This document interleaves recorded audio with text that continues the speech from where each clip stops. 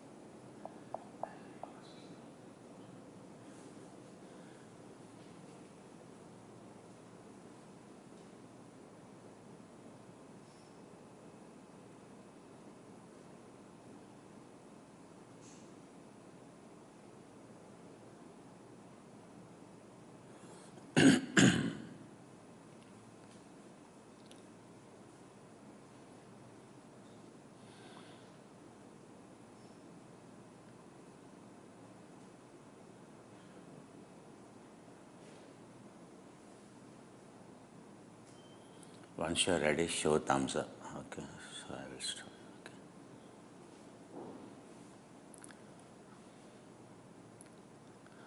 Good morning. Pranam. Namaste. Adhavar se Subhanallah, Shubhoday, Mangal ke Divas. Mangal ke Divas. Today is also Mangalvar. Today is a Tuesday, Ekadashi, Krishna Paksha. Moon entering into Capricorn, Sun entering into Aquarius. Every day, the other two calendars you will see. A Hindu calendar, when you go on to the astronomy, wherever you are in the world, you can refer to a auspicious period, inauspicious period. Check for today's Hindu calendar. Search for today's Hindu calendar. So there is called Pro Kerala calendar. One is you will get normally a website called Drik calendar. One is called Pro Kerala, PRO, Pro Kerala calendar. These are the websites, commercial websites. So the Pro Kerala calendar will give you, and again when you open that, so you will have today's Panchanga. So you will find, so go into the today's Panchanga and examine. So you will get, why am I telling you? You will get what is the auspicious time, so what is Durmuhurta, what are the inauspicious periods of the day you will get. So don't do any very important activity during those times. But suppose you have examination scheduled at that time, so then you just have to render a prayer, listen to the Guru's voice of any chant, and then go and say, I am in service of my Guru. I am in service of all the yogis and rishis and munis. And may I not be affected, by this inauspicious time, inauspicious forces. You must resolve, you must say, and you go. I am on duty of, even you are writing an examination for your purpose, but you must say, I am in service of, I am on duty of the gods. I am on the duty of consciousness. I am on the duty of my Guru. I am on the duty of those saints, rishis, munis, sadhus, those yogis. Once you say, no force will affect you. If I don't tell you, whether you are English, whether you believe, if you believe, follow it. If you don't believe, I can't tell you. You don't have to. You don't have to understand. But that's how in India, a culture means, as I tell you, a panchanga means it is just not our universe. It is not just our galaxy. It is not just about universe. It is all about tuning into entire one world system and its geometry, its angles and its position. 360 degrees measurement by 12 degrees becomes 24 hours. Everything is a measurement of zero. Everything we are measuring from the point of zero, singularity. Entire duality and the dimension of the space and the time begins. The reference point is zero. Understand? When you keep your proctor,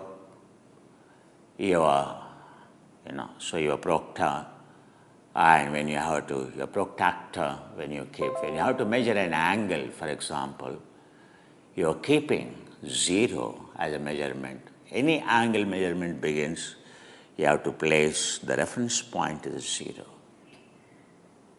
Understand? The entire international calendar to everything, the latitude to attitude to everything is the point zero. Every measurement of the time, space, no difference. It's only a measurement of angle. The time lapsed from 1 degree to another degree is called a time. A distance traveled is called space. The deviation of the angle, so that shift in the angle from one angle to the other angle, the time and space you measure. That's how the time and space is nothing but a transition of the time from the referral point is zero. Fundamentally understand. The most primitive, the most ancient, the time immemorial, the one who discuss about Aquarius, Capricorn, every star, every galaxy, as a reference. Every night I slept, even as a childhood, as a lay person in a village. Every summer, in India, no one sleeps inside the house, only outside. As far as only when it is cold, only when it rains in India, people sleep inside house. Otherwise, we all sleep outside. In the courtyards, every house in India, traditional houses have big courtyards in the front of the house, where every day, a compound wall, a courtyard, to dry your grains or to dry all your requirements. In the night, there's the same place for sleeping. So all of us, our entire family, just sleeps openly, even if the parents have to indulge in a sexual activity, secretly without even knowing to the children, somewhere in the midnight early morning, Brahma Muhurta, 3 o'clock, 5 o'clock, only they go inside the house. For thousands of years in India, no one deviated from the culture. As a child, we were introduced by our parents and villagers. So what are called the 7 stars, 7 rishis, which star represents which rishi. How it is relation, one is relation to the other. How it looks like a bed with the 4 legs and with the extension. And the formation, constellar formations in the sky. We were introduced the chicken and its, so the hen and its chicks. So the formations in the sky. Everyone from Kashmir to Kanyakumari in India, whoever lived, whether you are a tribal, whether you are a villager, everyone knows which star, what it is. And we all spent in the night only glancing. We all slept today. Every day we have to sleep, only glancing at there's no day in a summer, every night, we have to glance the 7 saints. And in those 7 saints, there is a saint called Vasishtha and Arundhati. We have to glance them, we have to see them. Without seeing them, there is no way you can retire to your bed. You can go to the sleep. When you see them, and so the Arundhati is a small star and Vasishtha is a big star. Just adjacent to it is the star Arundhati, the wife of Vasishtha. It is Arundhati is never revealed her identity. Wife means both are enlightened. Vasishtha is known to everyone, but Arundhati remained. She is equally knowledgeable or more knowledgeable than the Vasishtha. But she never exhibited her identity, her ego or her arrogance. She is at the lotus feet. She considers as a volunteer. She considers as a sevak. A volunteer means we should understand. A volunteer is not in service. Virtually in Sanskrit, volunteer means sevak. Sevak means, is a slave.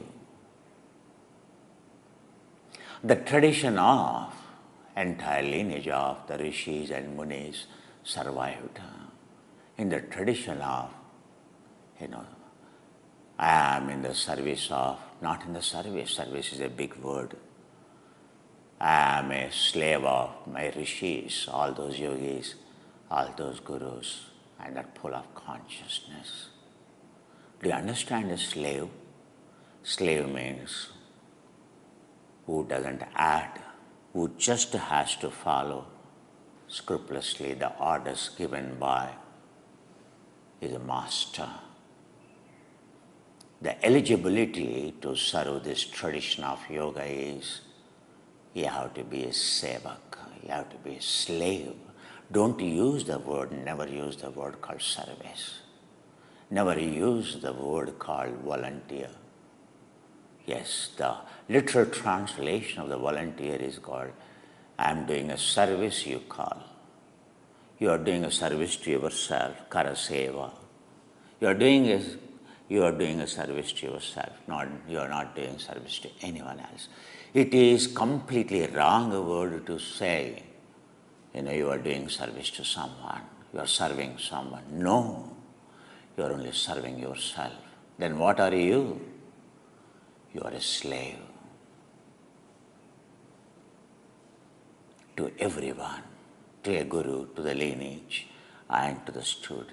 Not to the students. To the students you are doing a service, but to the guru you are a slave. The day that we forget that you are a slave, horns grow, ears don't function as a horns grow. A calf is born, its ears are all the time, listening to its mother, a calf when it's born. As a calf, male calf, or what, as a calf grows horns, it stops listening, it starts showing. Anyone comes, shows like this, until its horns are grown, and it likes to listen. There is no way. There cannot be any volunteer.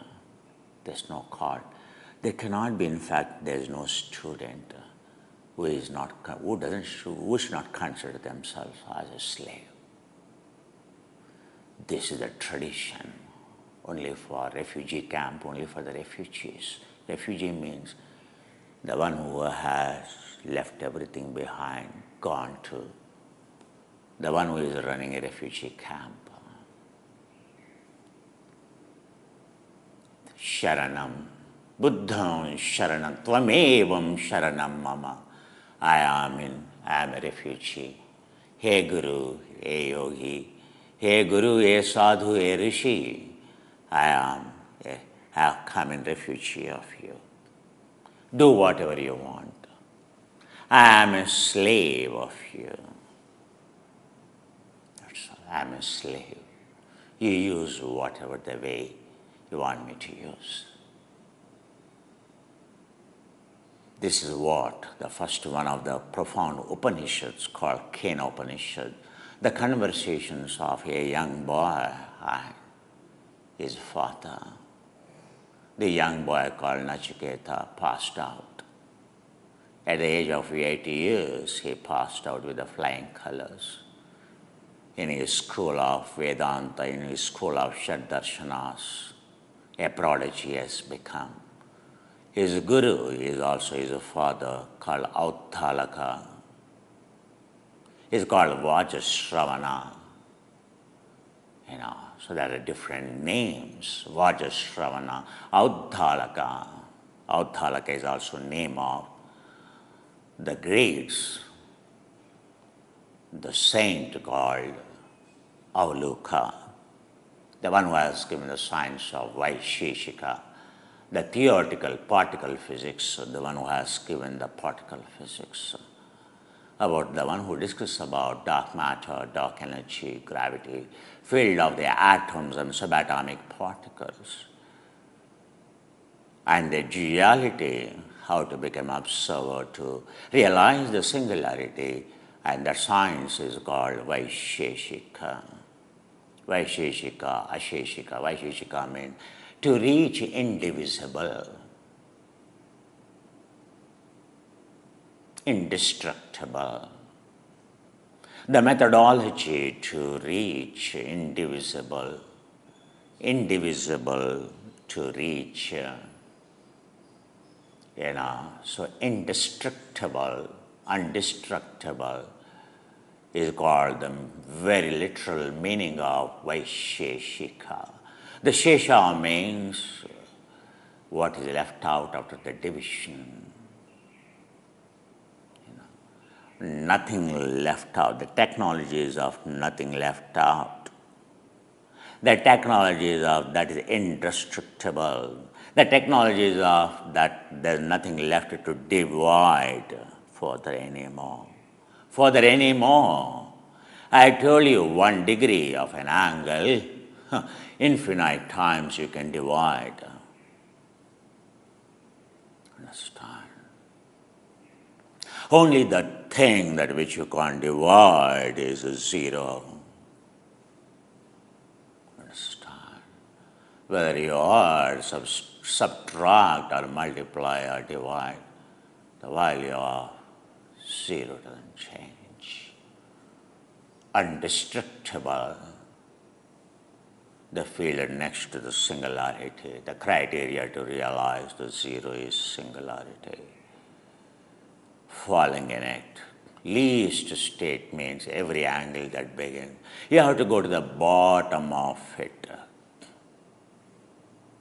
That's called singularity. And then to realize the only reality called zero.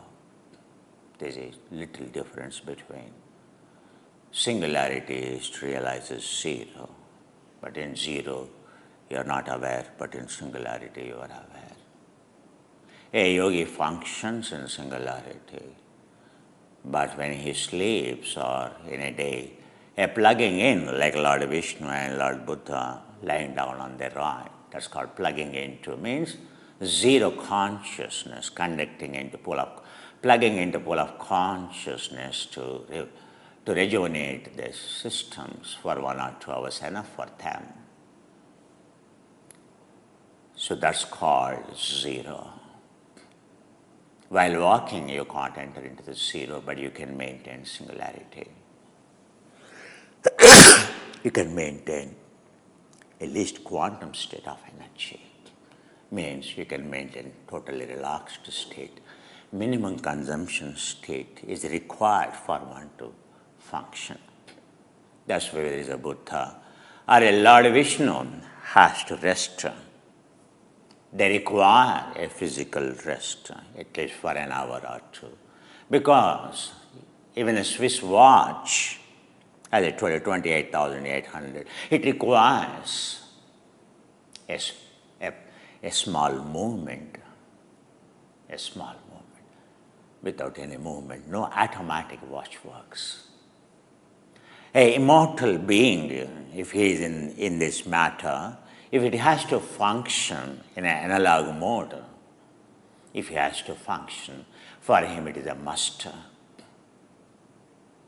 to plug in. That's why 24/7, no yogi can work, should not work. So 24, 22 hours or 23, like Buddha took 2 hours. That's the minimum period required. Because remaining 22 hours, he is active. He is on his feet. He is all the time walking, standing, and delivering and giving a discourse after every day. On average, he has given 6 discourses using his vocal cords. So the energy required, the physical energy is required. A ketogenic energy is required. Every fat molecule producing the highest number of ATP is required. So there is a consumption of energy. There is efficient, that is the most sophisticated, efficient energy. For him to retrieve every function, rejuvenate, detox, everything. Still it consumes very little food. It is required. A glass of milk is required. Unless only that can be stopped, only when you plug into the zero. Like a Tibetan Lama enters into a box, he will never come back again. Only he will get back. He knows at that stage of fourth samadhi means every samadhi has 3 levels. In the fourth samadhi, when you go to a level called functional samadhi, called vipaka samadhi, not just arpana samadhi, but a absorption samadhi, but called vipaka samadhi. So both third and fourth samadhi, so vipaka and arpana, one is the absorption stage and one is the functional stage. Functional stage means virtually when you enter into a samadhi, fourth samadhi, you can, when it becomes a functional at highest level, means you can enter into those planes of consciousness, you can interact, wormhole journey, you can virtually live in that world and come back. That's called vipaka. Before that comes an arpana samadhi, means absorption. You will not be able to live in that domain, but simultaneously your level of energy, your expertise is to the level. You are cut off to that level. Your breath stopped, your heart stopped. Doesn't mean you are living in that plane of consciousness. You can see those beings where the consciousness is at the level of where there is no heart at all. Understand? So as you go deep dive into the technologies of your mind, your body, and consciousness, you start realizing how precise in every samadhi, the divisions of the samadhi, and the clarity on each stage in each samadhi.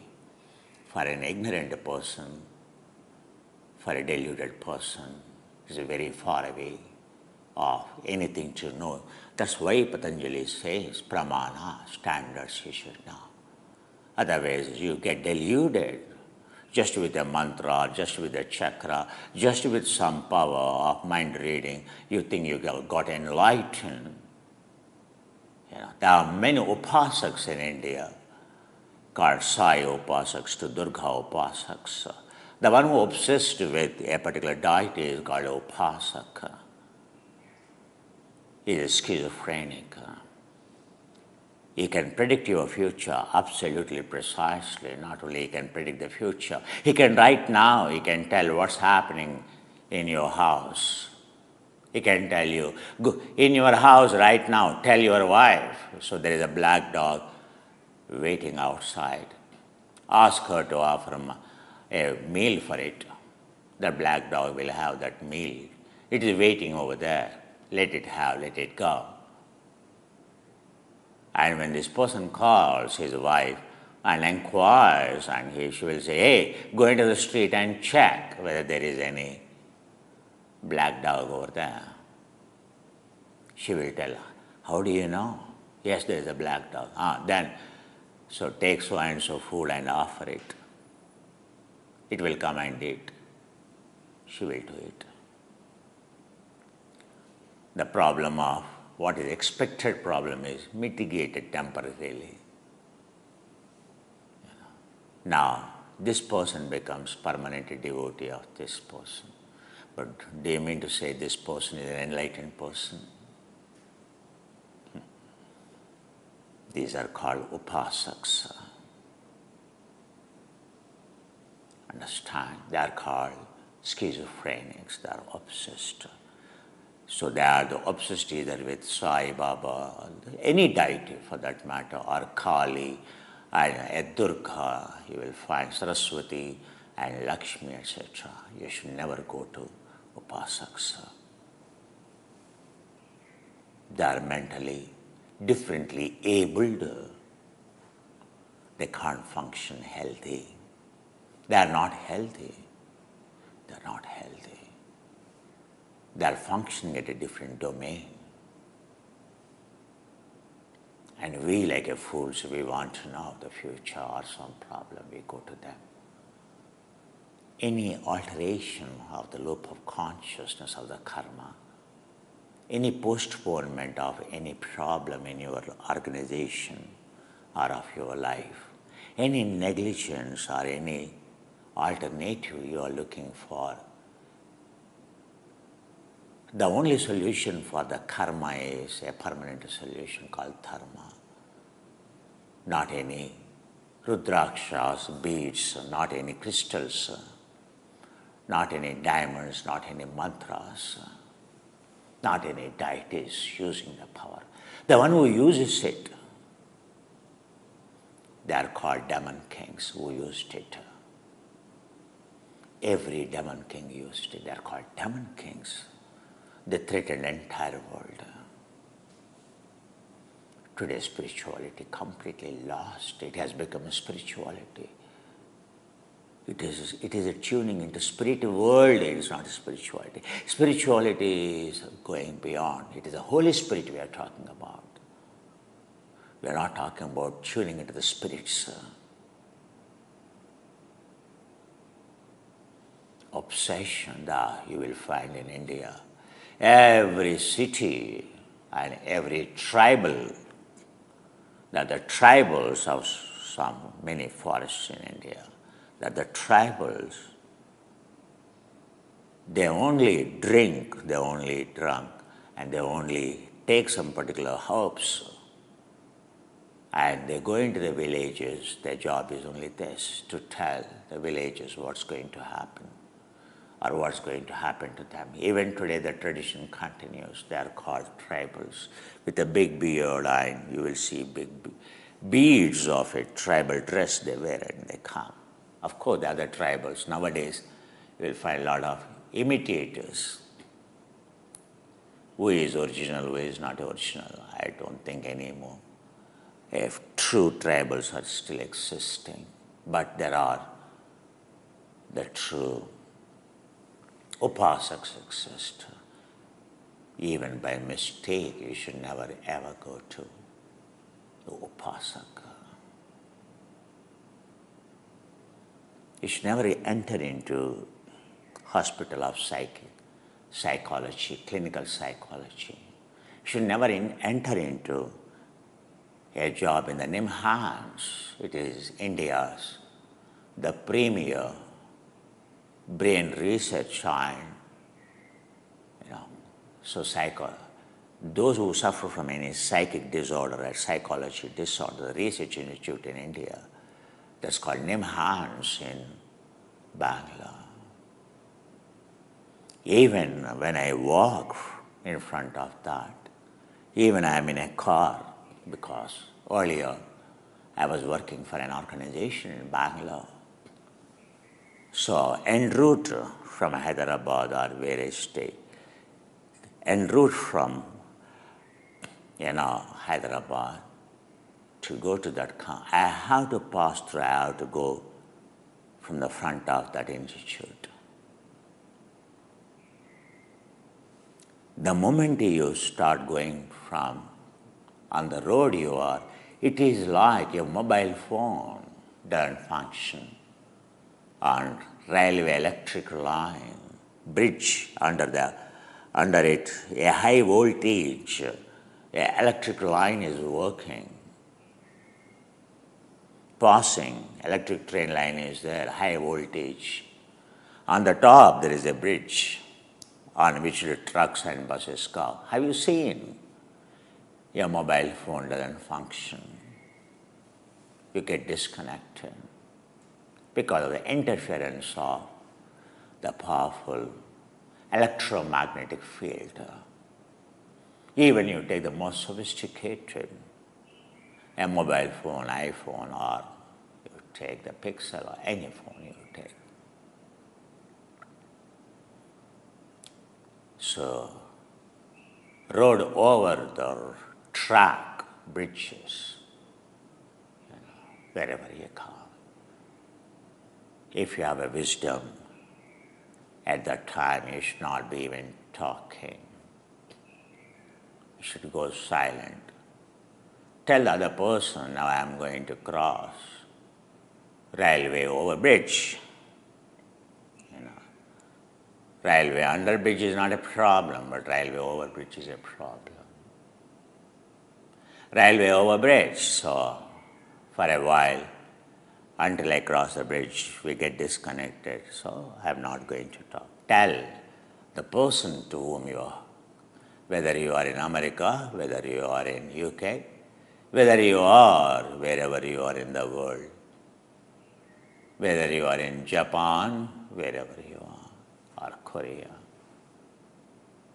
You are going in a train, you are going in a bus, and you are crossing the bridge under the bridge you have trains, electric trains, not the steam trains, mechanical trains, hydrocarbon locomotor trains using the diesel or a gasoline, not a problem. But electric, precisely electric trains. Why am I telling you? When you go in front of this, any psychological hospital, your brain doesn't function. It goes into a different level.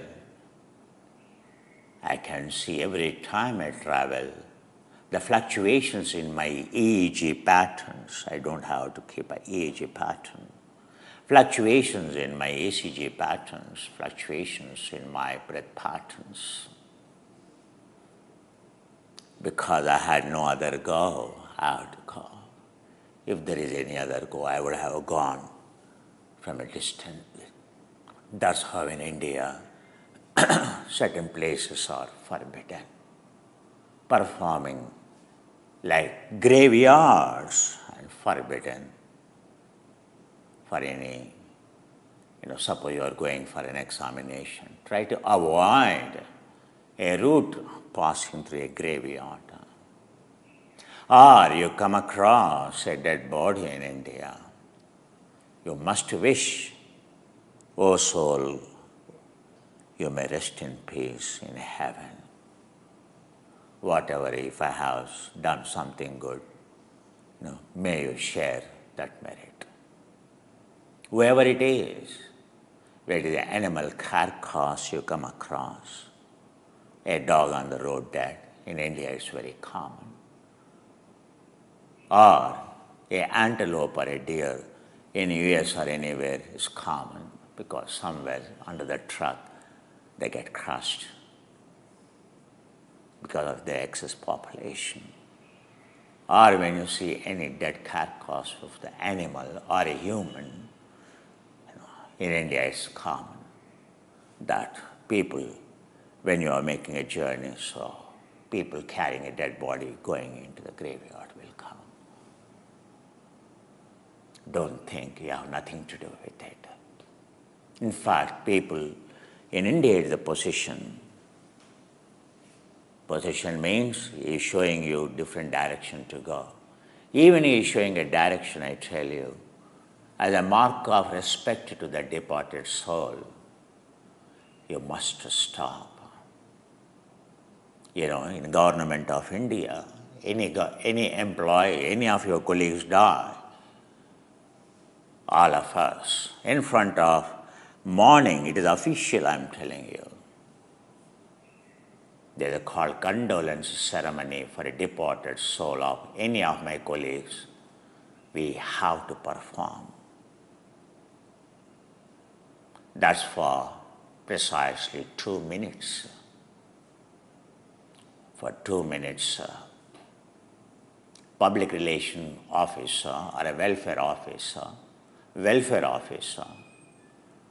every government department, including every corporate world, should have public relation office. It's a must as per the corporate affairs.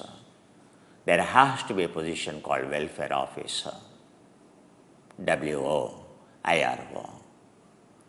The job of welfare officer is to read out a condolence message. There's a protocol which has to be strictly followed in any corporate world. Whether you are in Google, whether you are in Amazon, whether you are in any company you are working.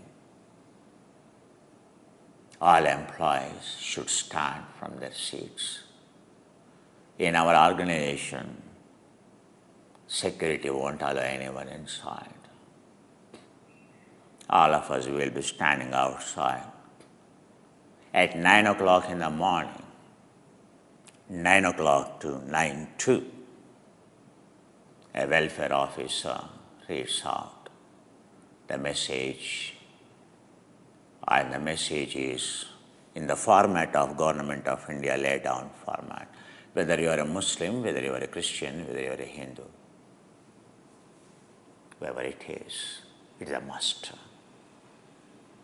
So a welfare officer reads out, so-and-so person joined so-and-so date in this organization. He has these many children, male, female, and he has surviving wife or a surviving partner or not surviving partner. And the cause of the death, whether he died of a disease or a cardiac arrest or the cause of untimely death, accident or whatever it is. And after they enter, and he says, may his soul rest in peace, he will say. Once he says that, all of us, we have to stand. Every employee has to stand, hands back and looking down, completely silence for 2 minutes as a mark of respect to departed soul. Peace means absence of noise, absence of silence, sound of silence. Spirituality is to achieve ultimate peace. It is to silence the mind. That's why entire Sanskrit is called a sound of silence. Why we are not listening? Why we are disturbed? Noise, brain chatter. Why noise? Because there is a vibration inside. There is a consumption. There is a noise. I don't have any noise, morning to evening. It's only silence. Sound of silence. That's why the one who experiences silence called Muni, Mauna. The another word of a yogi is called Muni, silence. The one who has silenced, experienced the silence. In the world of entropy, there is no silence. There is a word born. What is born? Word. Sound is born. Is a word. A big bang is blast. A blast is always disconnecting. Then sustenance. After phenomena. What is born? Any entropy means the force of destruction. Any atom bomb or any bomb I have seen when it explodes. Blast. A roaring, just what you go deaf. Not because of silence, but you go deaf because of the noise. Number one. Number two, it is a cutting sound. It is the sound of every blast is no different. It is every blast. Then goes into, then you will see a mushroom, then you will hear a sound much later. Echo of the sound much later. A mushroom and the waves beginning to spread, the entropy beginning to destruct, the force of entropy spreading everywhere. But before even it began, the origin of the destruction begins in Sanskrit, called Understand? Understand? Then continue. The moment the third syllable comes, already began. Everyone is suffering. Every animal that suffers says only one word. Before that sound called suffering of the sound. A suffering begins, called anahata. Tasya vachaka pranavah parinavah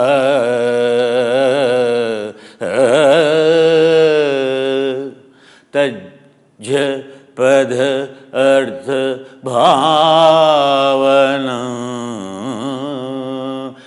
Patanjali is telling in the Samadhi Pada, not in Sadhana Pada. As a beginner in the spirituality, he is telling you would have, as you are coming, sadhana chatushtaya you already have, means nitya anicca vicharana, what is permanent, what is impermanent, you must have already known, isn't it?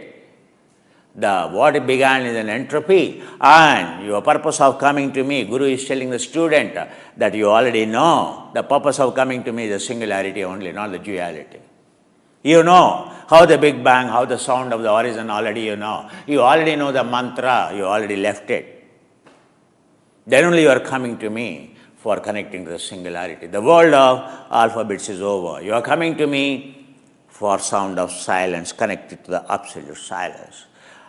Have you been introduced to the sound of silence? A Guru is asking. Patanjali is asking you. Tajja padartha bhavana. Have you ever understood the meaning of that? Tasya vachaka parinava. Tasya vachaka parinama. Parinava, parinava, pranava,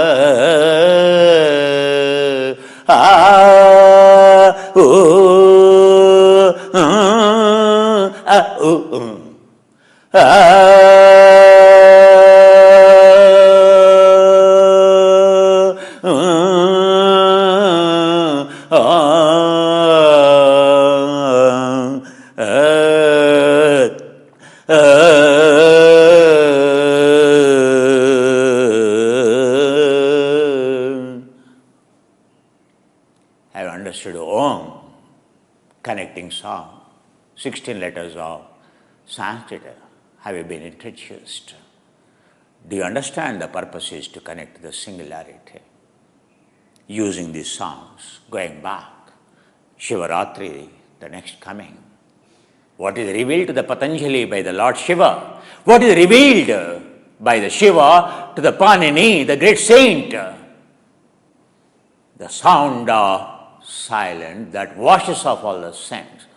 All that one has to do is only listen. Shruta, entire Vedanta, Vidya, the technologies of from Guru to the disciple are only Shrutas.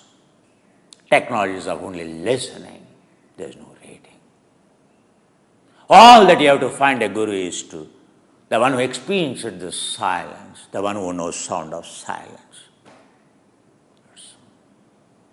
Entire Rik, sound. The first Veda is all about sound, science of sound. Nothing else. Using the sound and to end the journey. Beginning from end to going to the and going beyond, called singularity. All consonants cutting sounds you have dissolved. Then you start realizing the importance of the vowels. Vowels are connecting sounds. Without A, O, U, you can't communicate with anyone. Consonants are not connecting sounds, they are cutting sounds. A consonant is used to connect only when a vowel is added.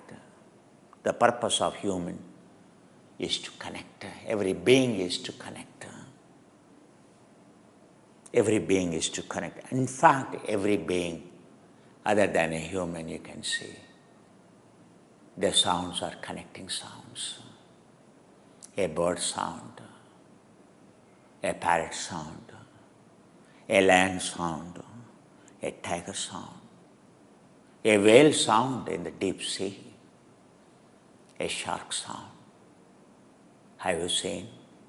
They don't say cha, ja. No. The fact we are born, we evolved only to connect. Unlike any of those species. They have only one dimension, one sound of connecting. But human is different. He knows entire world of sound. You can take, there are many, what do you call them, mimicry. You can mimic every sound that you are. The fact that you can mimic every sound, no other organism can do that. Only human can do that. That itself indicates how you evolved. Entire evolution is, that's what is called a box of sound. Most primitive too, which is capable of connecting to the silence, so-called larynx, gala, which can end the poison.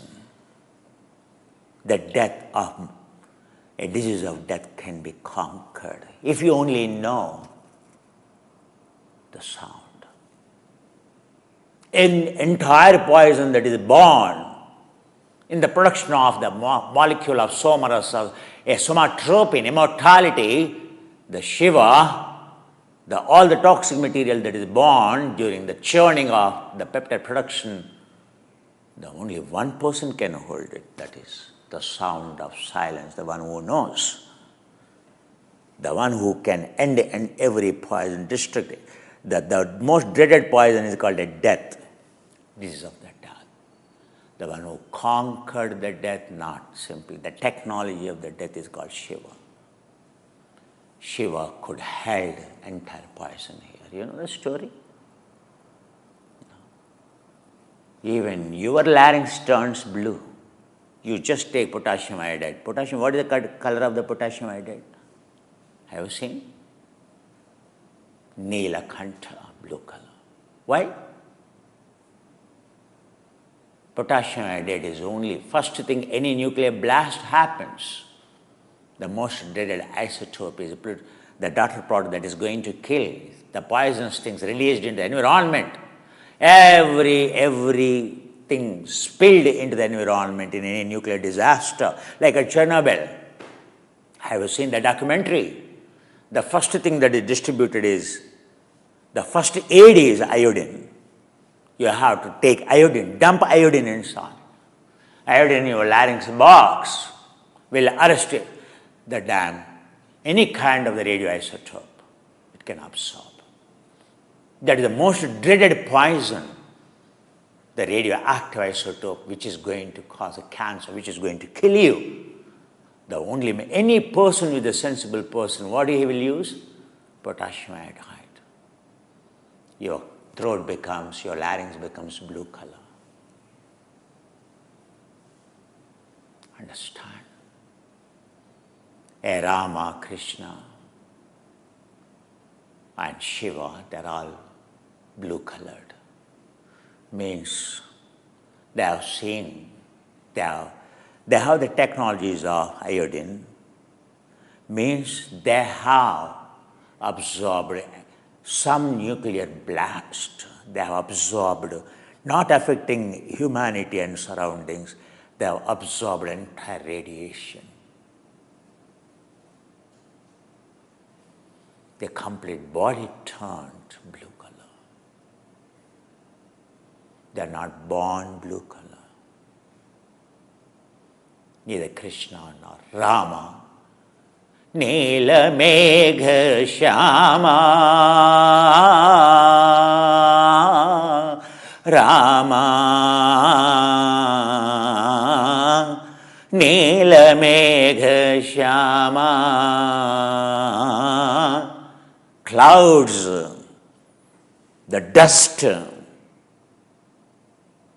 of the dreaded poisons which burnt your body, which turned your body into blue. Neela Megha Shyama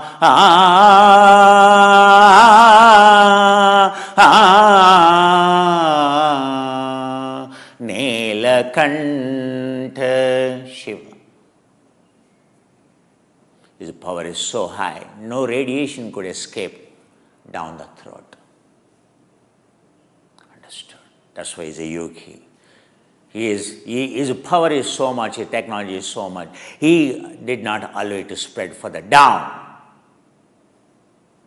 He did not allow it to burn entire body. Because he lives in Kailasa, ultraviolet radiation, he is black. Not because like Rama and Krishna, entire body turned blue. This is a virtual word in name of the Rama. In what reference you call blue? Neela Megha Shyama. Entire pain. Shyama. Yama. Shyama.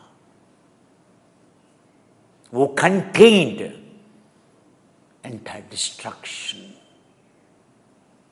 Entire force of destruction. No word in Sanskrit just originated like that for a dummy. If you are not a yogi, you are a Sanskrit scholar, you can't contemplate the meaning. Impossible. That's why Patanjali is telling, the only who can go to the Guru who explains the silence. He knows the Sanskrit. Samskrana 8, he washed off, he knows. Not to the damn scholar. Sanskrit is not a grammar. Sanskrit is a sound of a Montessori teacher educating your kith and kin how to speak, how to connect. Not allowing Montessori teacher, not allowing your kid to read any book. She told you as a parent, don't teach your child any rhyme. Everything has to be learned. A sound has to be introduced properly. That's why you don't introduce the sound at home. If that is so, don't join your school. In Montessori, they are very strict about. They tell the parents, if it is a true Montessori, the first thing they will tell the parents is, Don't talk to your child if you do not know a pronunciation of a sound, a phonetics. If you do not know, don't never educate any rhyme to your children. Twinkle, twinkle, little star, or your dimple chin, or your rosy lips, or rosy cheeks. Don't. If we find your child in the school started talking, started chanting, that's why in Montessori they take at the age of only 2.5 years, because a child precisely after 2.5 years, if they take, already picked up the sound. So already the one who picked up the sound, very difficult to change his sound. For whole life, his sound he always pronounces in a wrong way. Whole life, he can't pronounce properly. That's why in Montessori they are very particular to introduce every syllable properly. A Montessori is nothing but introducing a sound,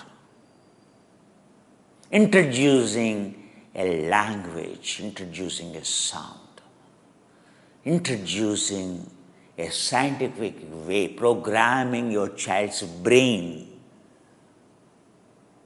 is a Montessori. Every activity, every word, the first one who realized it is this psychologist called Montessori, Maria Montessori. She is a very meditator, first of all. She is a very good meditator. She studied the depth of the spirituality. Then she realized the power of sound. And she saw every child, the future, the mess, the communication, everything. Why? Like Freud traced every suffering to the childhood abuse or childhood suffering or the mishandling of the mother or the parents of the child in utter ignorance. A mishandling of the relatives coming to the child and lifting the child, playing with the child as a doll and floating in the air and catching, and child chewing the child and kissing the child everywhere and hugging the child. Every relative played the child as a doll, including the parents. And Freud said, that is the spoiling game of the child. You don't understand this entire life, what a child, why child becomes attention seeker, why child is reacting in the future. Everything, he called it as a child abuse. Playing the child, treating the child like a Barbie doll. That is the discovery of Sigmund Freud. Every patient he has seen, thousands and millions, he could see when he traced the reason is the childhood. The childhood, he said, it is simply abuse. Hardly he could see anyone not abused. Whose parents or relatives have not used the child as a doll of entertainment. They're dressing to every moment he saw a mother or a father. A child is a display of the psychophancy, their taste. Adoring the dress to, selection of the shoe to, selection of the color of a dress to. They made their child a slave of every habit, of every taste. A child has lost freedom of expression, freedom of having his own taste, because of the taste of the mother, because of the taste of the father. And it never left the child until his death. His choice of the color, the choice of his every taste.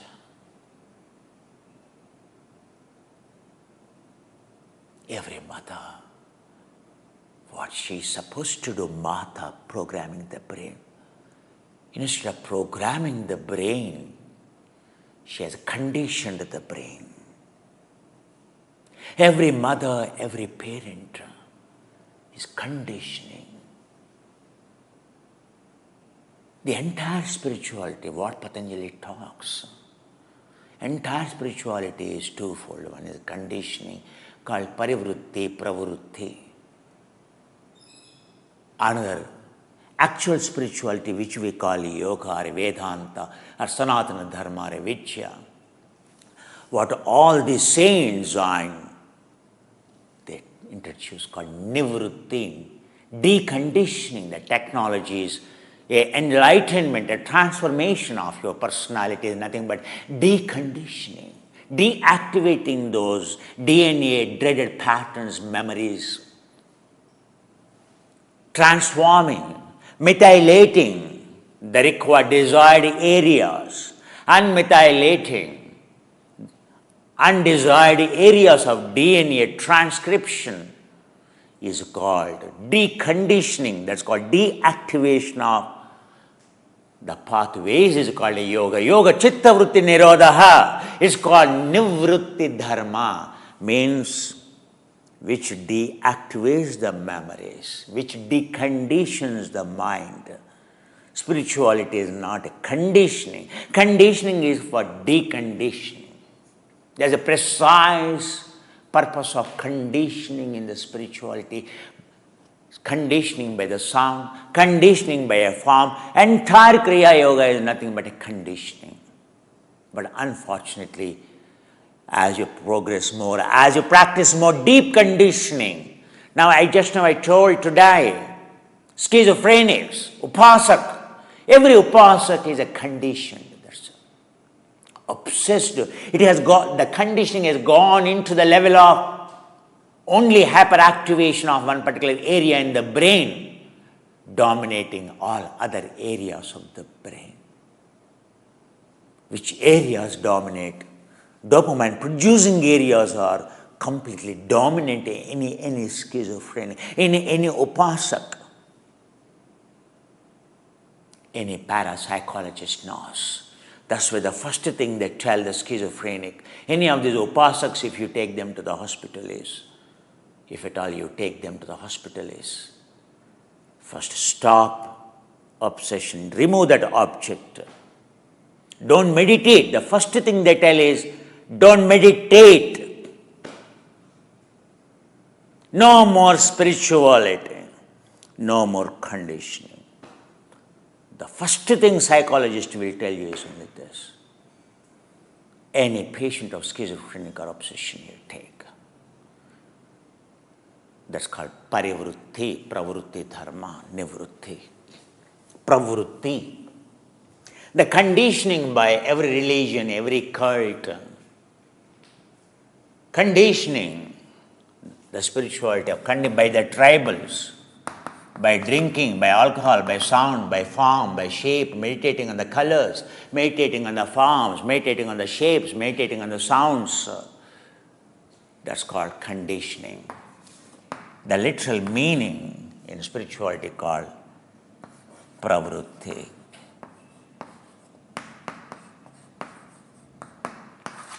There is no experimentation, there is no research, clinical research done without conditioning. Guinea pig experimentation, every guinea pig experimentation.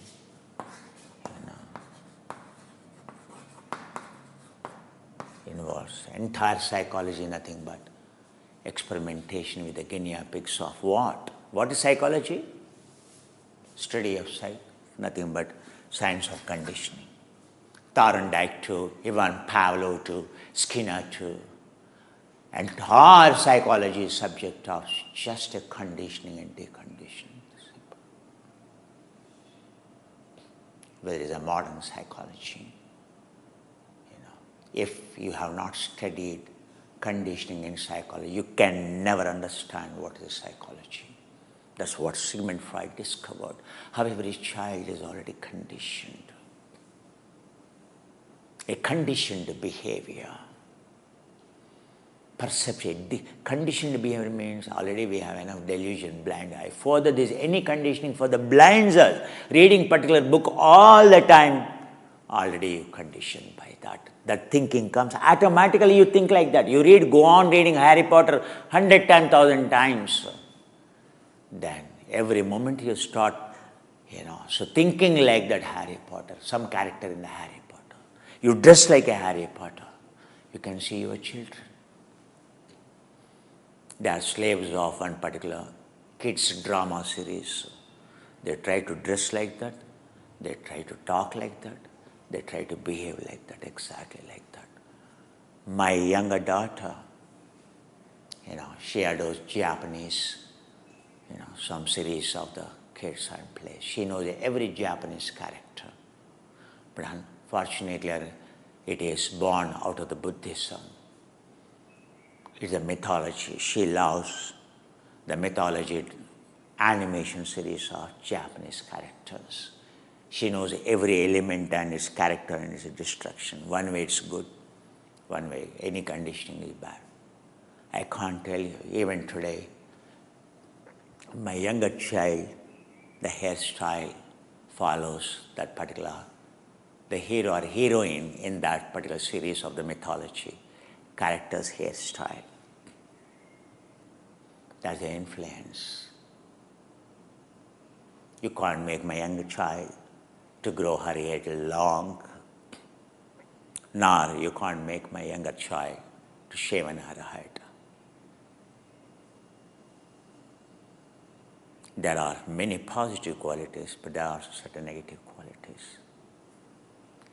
Fortunately, my younger child studied in Montessori. That's why she's very sensitive. Her selection of a taste or selection of the things, because she learned from one of the best pure Montessori training she has undergone. Her sound, her locomotor movements are very precise.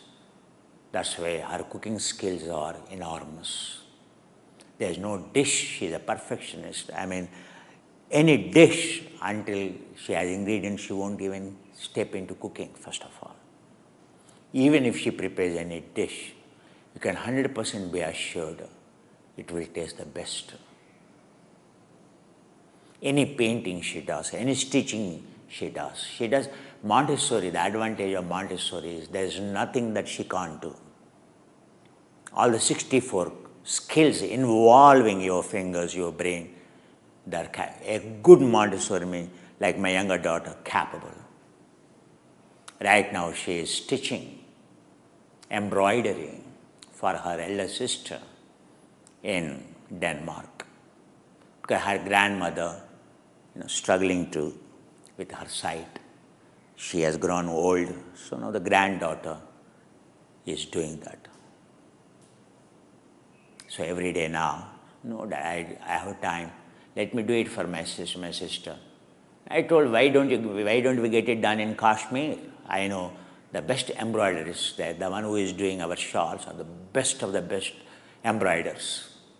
I told her that if only my sister wanted, she wanted it from my grandmother. Do you think it is for the design purpose? It is for the consciousness purpose. Who made it? She wants to have that consciousness. So since grandmother is struggling, I took over. I am doing it. She can't stay idle any moment.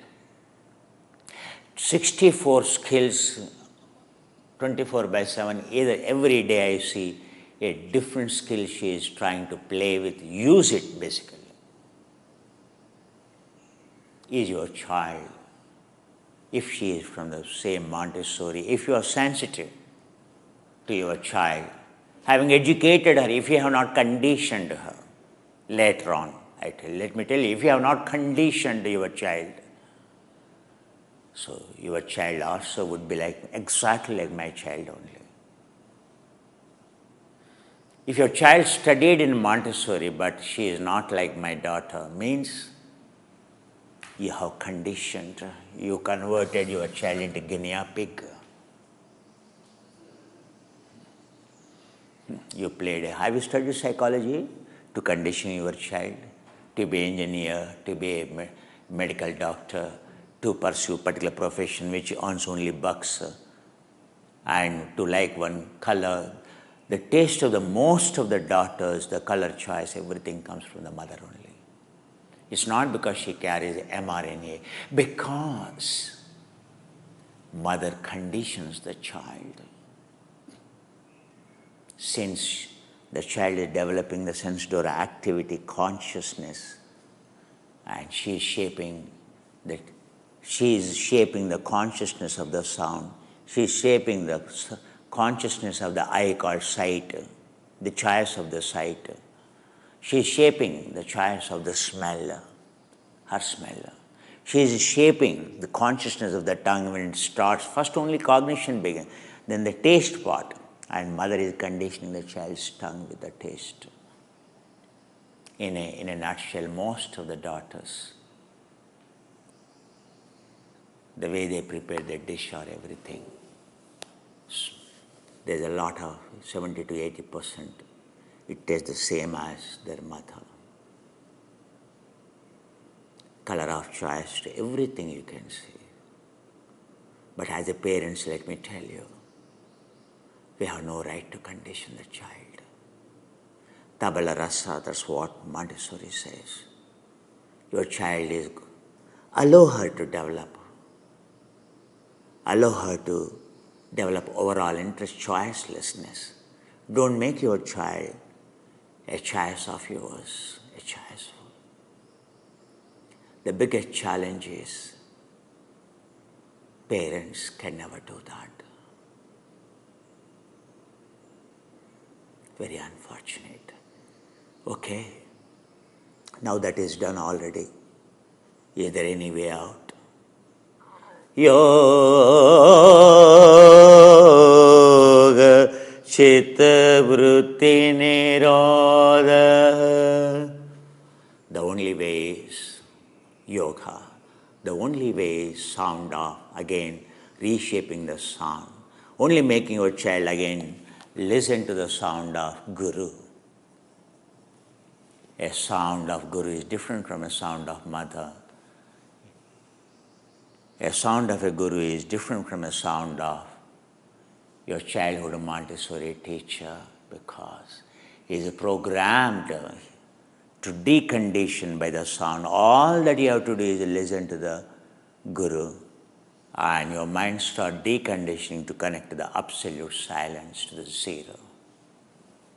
Every element, every sound created, every conditioning that is created in the mind, because your DNA or everything responds to the sound. Sound is nothing but a wavelength and a frequency. The way it is pronounced is a sound. Sound is not a alphabet, isn't it? The way, the same letter, the way you pronounce it varies enormously in Sanskrit called Chanda, the style. In which context on Shivaratri day when I chant a Chamaka, Namaka, it is not a Dravidian style. It has a style of listening to that sound, meditating on a Shivaratri day on Thursday morning will be different. Every stotra, nothing but a sound of a particular, to decondition the mind in a particular way. Every stotra that is given by Shankaracharya to whatever stotra existing before that. That is only the way. Entire Vishnu Sahasranama to Lalita Sahasranama, what not thousands, during RYT 500 I have given you hundreds.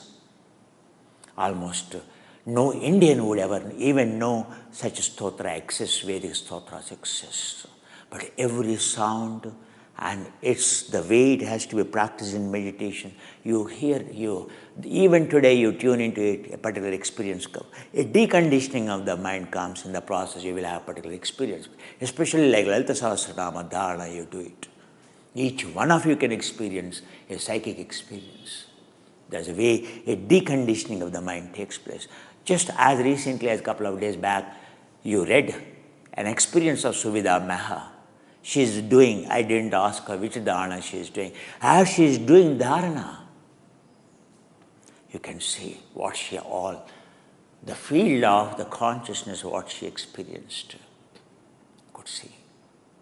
It is not her story alone. Every student in R500. Because what is introduced is what is actually yoga given by the Shiva. What is revealed to the Patanjali? What is revealed to the Panini? What is the English? What is Sanskrit? It is the sound. What is the Rig Veda? Sound. Each stotra has a different sound, different dialect. You read, you listen to every stotra of every deity I chanted. You can see clear distinction. And that girl even did research PhD, her master's thesis on my sound. And you have seen all those reports, right? That credit goes to gurus, the parampara, the tradition, sampradaya.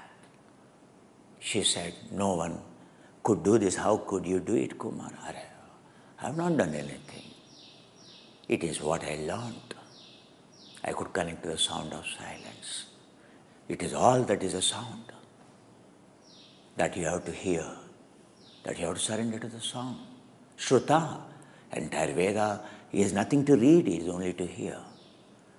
Where is the Buddha, where is the Patanjali? It is only Shruta.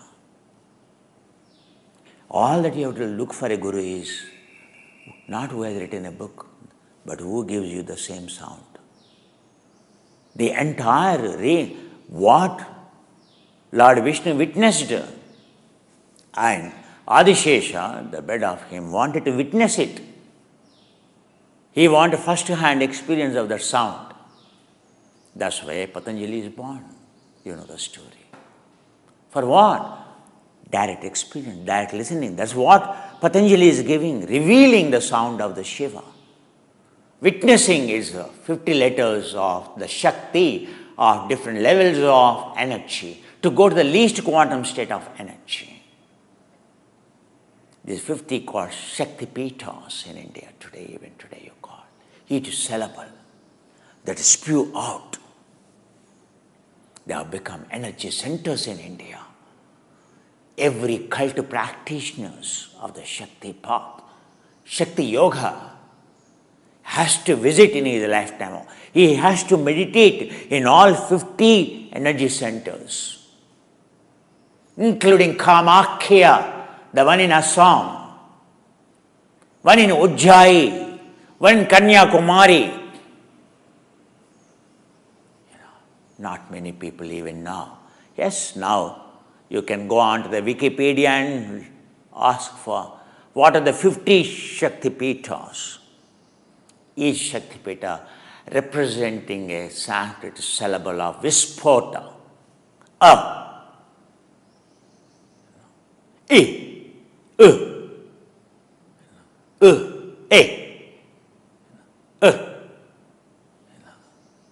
not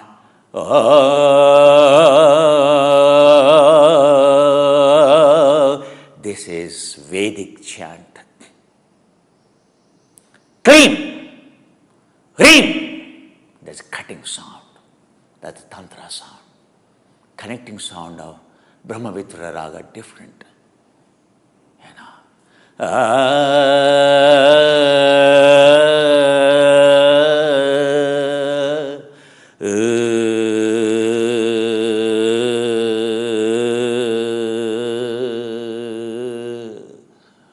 I can make you sleep within 5 minutes or 10 minutes, if you only hear my sound. But dharana is not to put you to sleep. That sound is forbidden. What is Hindustani? The only sound of this land is called Hindustani. All these sounds are entertainment. Kings used it by the dancers called prostitutes to entertain the guests. There's only one sound called that is preserved in India called Hindustani. The origin is Brahma Vidvara Raga. From the sound of silence is born Hindustani. Today, all the famous Hindustani singers are passed away. When you look at the existing Hindustani, they can't. They are nowhere near to the classic Hindustani singers of yesteryears. It is no more like a sound of music. No music, the modern music, can be like a sound of music. No movie can be like those 1940s and 50s. Anywhere in the world, whether it is Japanese, Korean, Chinese, Indian, American, it is based on a proper sound of harmony, not a sound of destruction. What began from sound of harmony, so-called drama movie, and has become, yes, a rap, raping the sound. Front and back, left and right, jump and fall, which we enjoy today. Have you ever heard that kind of a sound? Yes, it is there in Sanskrit, where you have to purify, where you have to cut, but never in the field of the drama, in the field of the music, in the field of movies in the 1940s. In no movie you will find a sound like this. As I told, not only the sound of the drama, movies changed. As I told today, though the hero is means shaven, villain means the one who got beard. Today, the one who grows beard is a hero. The one who does shaven is called a villain. What a shift. Where is the spirituality, my dear? Don't you think spirituality is further spoiled, or is it went the other way around? We have become worshippers of sound of destructions today in the spirituality. Not even understanding the science, not even understanding. Sanskrit is not a grammar, but Sanskrit is samskaranayeta. It is used for samskaras, removing the reactions, removing all the sins, wash out all the sins. It is to change your gene expression permanently, changing your transcription and translation. All that as a student I longed in every ashram is to listen to my Guru. Awestruck by the Guru, everywhere. Because if you are not a Shrauta, if you are not prepared to listen, then you are not a student. The first qualification for a student is to be Shrauta. Then only he can, Shruta, means then only he can, then only he is a student too. Then only he is in the path of spirituality. The first criteria is eligibility for a student is to be Shrauta. It is a sampradaya of Shruti, Shruta, Shrauta. Shruti, today the very meaning of Shruti is gone. Shruti, Shruta, Shrauta. Understood? Like observer, observation, field of observation. Entire tradition of yoga is yoga means connecting to what? Sound. Only the sound is what connects you. What are the sound? We connecting sound.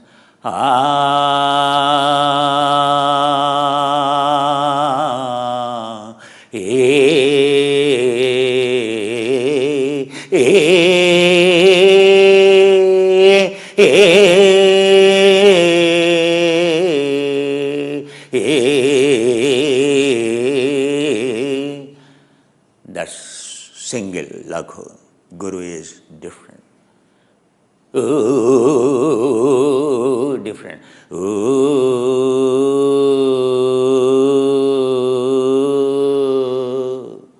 different.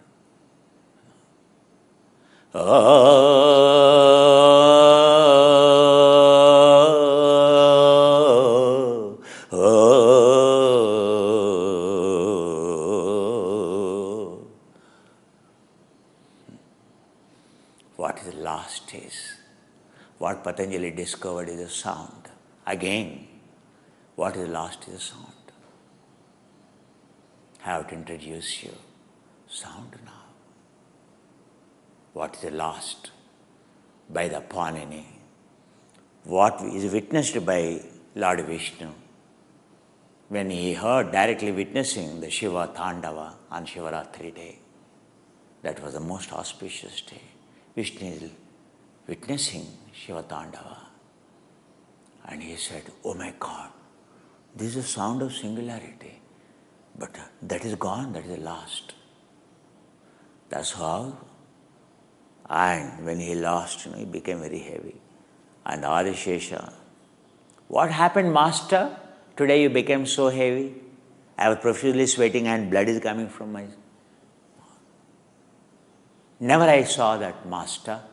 Then Vishnu told, I want to see that, Master.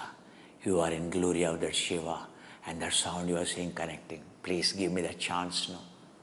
That's how the Lord Vishnu blessed him to become a Patanjali. The revealer of the sound. Tasya vachaka paranava tajapadartha bhavana. The one who is born to reveal the sound. That's what's born. What Patanjali has given? A lot sound. What Guru gives you? A sound. What a Montessori education teacher introduces your child? Sound of connecting. Sound of connecting. Sound of silencing. It's very important for your child to connect. That's what precisely a Montessori teacher is doing. That's what a guru is trying to do. The only way you can decondition, the science says, deconditioning. Yoga, chitta vritti nirodha. So that's all. Nirodha dharma, nivritti dharma, deconditioning, called nivritti.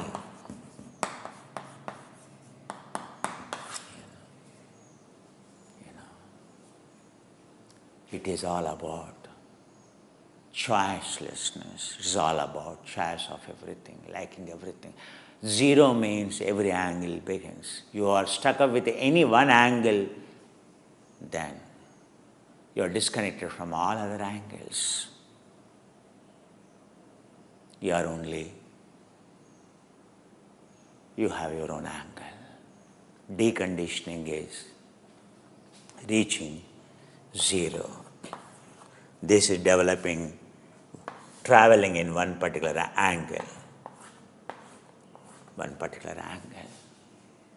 That's called conditioning. Spirituality is not growing in one particular angle, one particular taste, one particular deity, one particular mantra, one particular character, one particular cult, one particular weakness, one particular form of a deity. No. It is required to begin. It is required conditioning. Any psychology you read, everything without conditioning, there is no deconditioning, So that is a story, naturally. But what is yoga or what is spirituality? It is the other way around it is. Understand?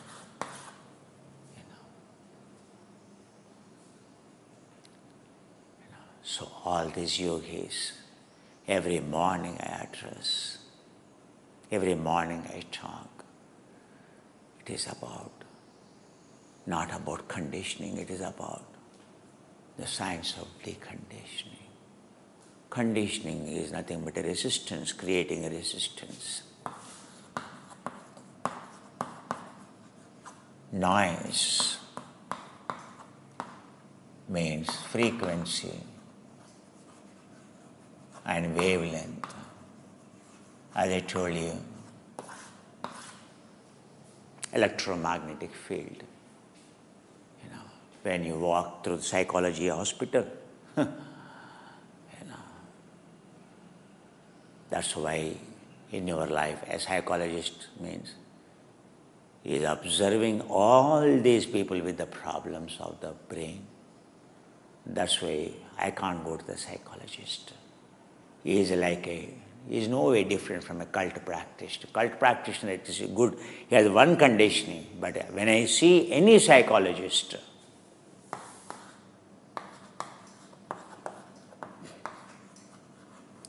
he is the worst case.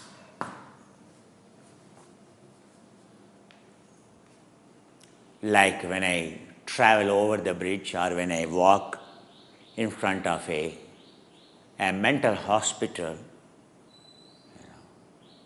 a psychology clinic or psychology hospital, or when you see a psychologist or meet a psychologist, I can, but I have to be extraordinarily cautious. I can see the disturbances of EEG patterns.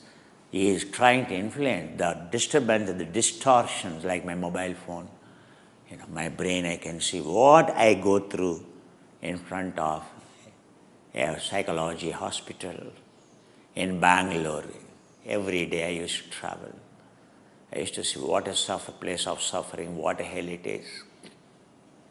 When I meet any psychologist, I will see the same thing. I will experience the same thing. Unfortunately, psychologist never realizes. Seldom he realizes he himself has become a psychic. At least psychic means he has only one, but this psychologist is worse than a psychic. That's why in Arab countries, if you go, psychology as a subject banned. Psychologists are banned, I tell you. World has something to learn. Islam. World has something to learn from the Arab world. They are not fools. Because every day 5 times you hear the sound, isn't it? And this sound. So these psychics,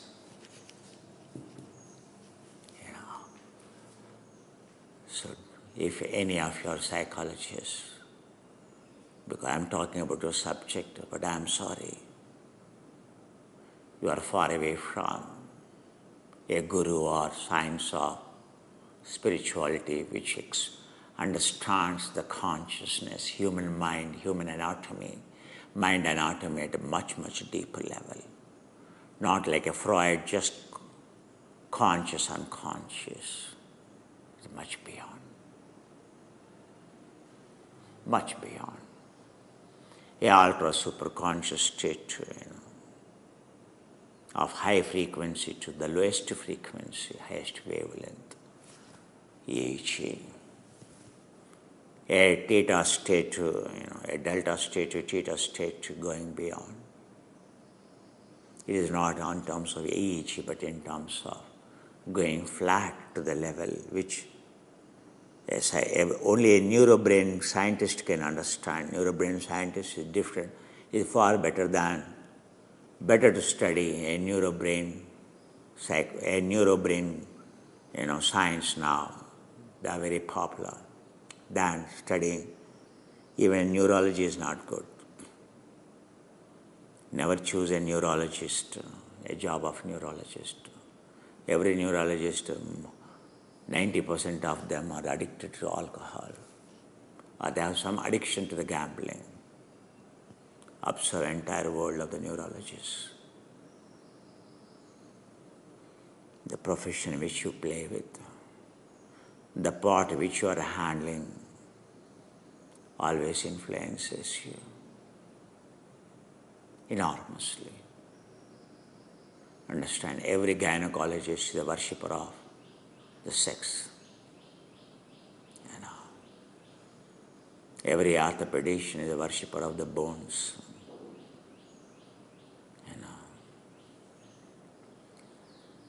Every cardiologist, instead of becoming selfless, becomes very, very greedy, very self-centered. As he is experiencing, he earns much more money and much more disconnected from the soul. Understand? Each of those professions influences enormously the people who are doing that respective professions. Psychologists are not different from that, because you are conditioning with particular organ and its memories. The memories of reproductive reptilian center. You will have enormous reptilian nature. Every gynecologist is very rude. She will tell you at one stage, like a guru, she will tell, but her rudeness is different from the rudeness of a guru. Understand? So, I'm not going into that, but I'm telling you,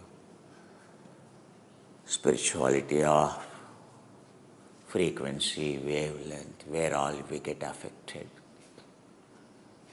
How your mobile phone gets affected, where your brain gets affected.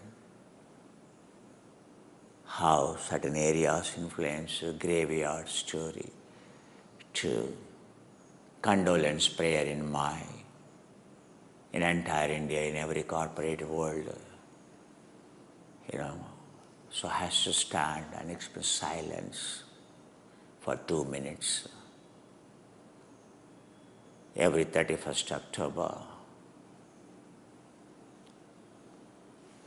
I'm sorry if I'm wrong, or 31st January, I have to refer to, let me tell you, I should not be wrong on this platform,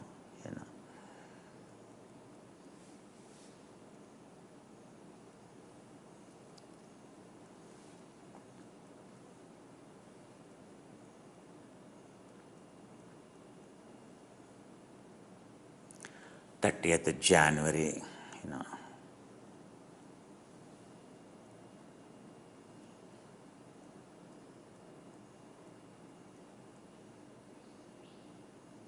30th January 1948. Entire India, whichever the organization you are in, as a mark of respect to the Mahatma Gandhi, that's a Vardhanti, that is the death day of Mahatma Gandhi, a yogi, a par excellence, and who led the life, who has shown the power of yoga, power of yama, power of niyama, power of selflessness. I don't think you will again ever have any politician like Gandhi, who is adored by Dalai Lama. Dalai Lama often mentions how he was inspired, how he met Gandhi, how he met Nehru, how much he is influenced by Gandhi, how much he adored Gandhi. Dalai Lama talks Gandhi as a yogi. You must read direct reflections of Dalai Lama about the Mahatma Gandhi in his own words. On his website, perhaps you will get. What an incredible influence, what an incredible personality that India ever would have, the Dalai Lama said. Should Indians understand what a great yogi is all about. Today, it's very sad. On every 30th January, entire India, at 11 o'clock in the morning, 11 a.m., whether you are in Google campus in India, whether you are in Amazon in India, if you are on India, or any Indian anywhere in the world, the opportunity he got today, recognition he got not as a slave of a British but as an independent Indian, so that credit goes to Mahatma Gandhi. It's very unfortunate. No one understands at 11 o'clock, entire India should go, every Indian, irrespective of caste, creed, religion. Every Muslim should be incredibly grateful. Every Pakistani should be incredibly grateful. Every Bangladeshi should be incredibly grateful for the respect Mahatma Gandhi has given to the Muslims. Today you have Pakistan. Had Gandhi did not fought for Muslims, there wouldn't have been any Pakistan. Had Gandhi has not laid the seeds, there wouldn't have been Bangladesh. Had Gandhi not fought, there wouldn't be any Muslim in India. Understand? For the reason why he was killed. He did not even enjoy. He did not see. Actually, his hard labor fruit is the independence of India. 15th August 1947. But he passed away on 30th January 1948.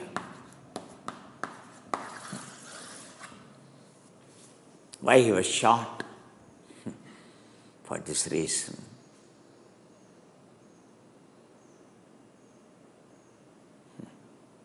Every Muslim should actually not adoring a jinn or anyone. Only one person to adore is a Mahatma Gandhi. Had Mahatma Gandhi not there today, India would have been called Hindustan.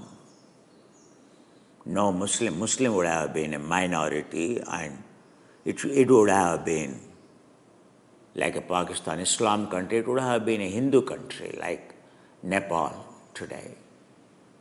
It wouldn't be a democratic country. Let me tell you, Frank, it wouldn't be a democratic country. There wouldn't be any democratic India. There would be a country called Hindustan. There would be only psychics or worshippers of not Hindu spirituality or Hindu dharma, but religious.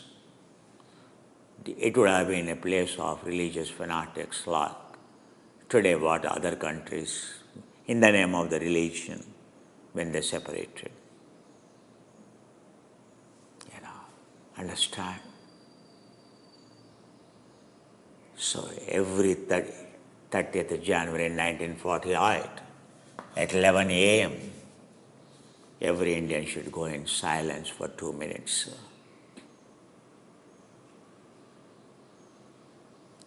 To offer, same thing, may his soul rest in peace. There is a pledge given by Government of India. What pledge of non-violence you have to take? What non-pledge of non-religious, being a secular, you have to do? That day is the day of integrity, integration day, pledge of integrity, religious integrity, secularity, democracy. How you should look beyond a caste, creed, relation and region. How as an Indian you should look at it. As Gandhi looked at it, every Indian is supposed to go silence as a mark of respect, as a mark of gratitude for a sacrifice.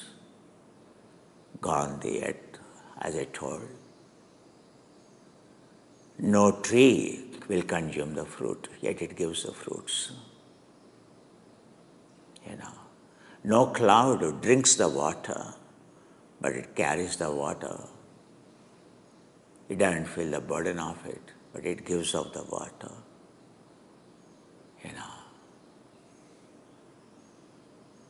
No bird will feed its chick thinking that chick should do something for the mother. It only does. It only feeds, it only nurtures to make it fly, that's all. Zero expectation, no lion, No animal, no other species, their way of bringing up their child, their kith and kin, is a totally unconditional. Only love, only passion. Absolutely without any expectation, absolutely without any conditions.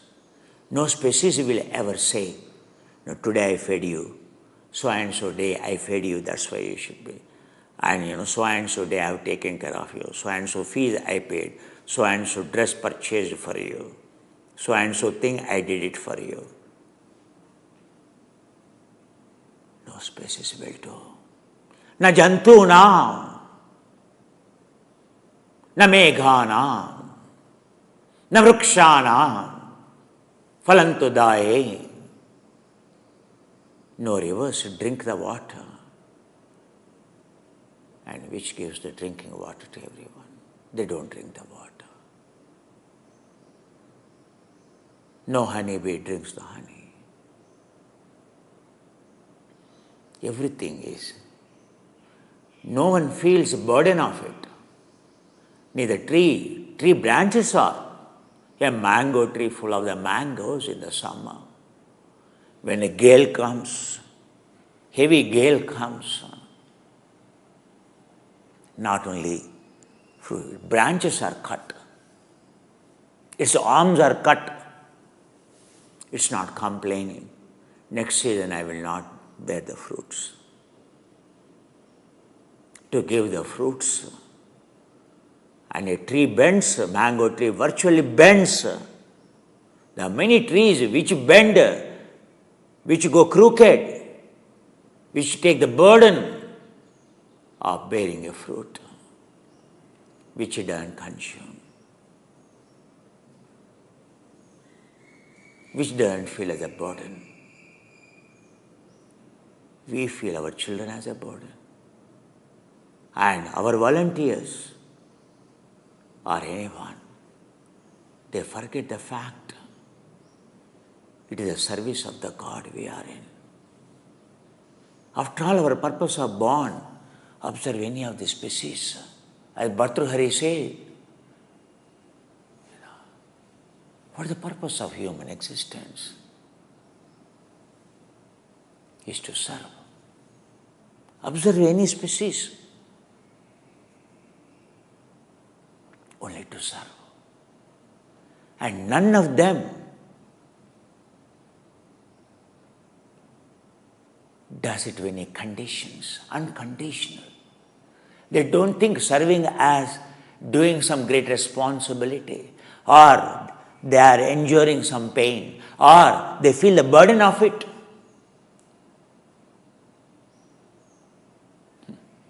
How many times you're told you are bearing a burden of your partner? How many times you are told your children that you are bearing the burden of them, weight of them? How many times you told your boss that your job is a big burden? How many times you told your friend that government is a big burden, tax is a big burden? How many times you said your body is a burden? So heavy. A disease is a burden. No species talks about the burden or feels the burden. They all consider it as a just the only duty is to feed and give a birth and feed.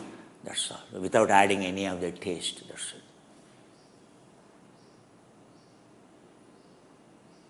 No dog expects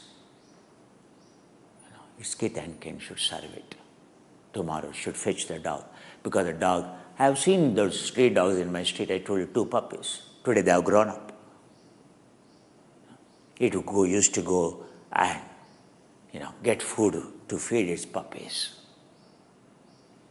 Today I won't find those puppies trying to run in. Now they are grown up, trying to bring the food and offering to their mom. I don't. Neither mom is expecting nor kids are thinking.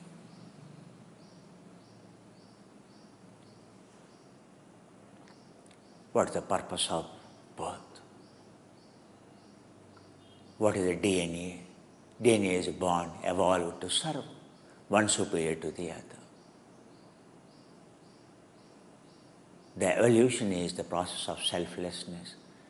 The evolution is the process of socializing, foregoing beyond yourself, selflessness.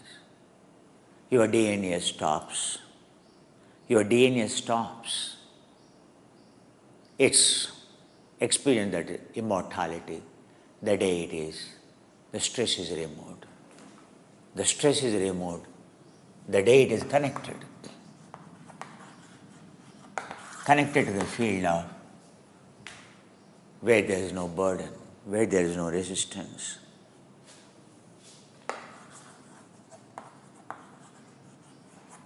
Resistance is a consumption. Every year, enormous amount of the power is lost. Why you are unhealthy? Because your electrons are lost. Why? Because of free radicals, because of the resistance in your body. Electron scavengers create the electron swallowers. What is a superconductor?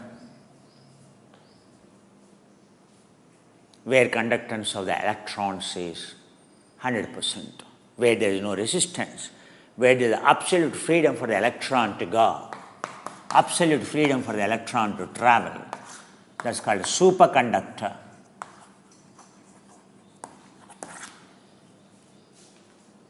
After all, that's the definition. Zero resistance.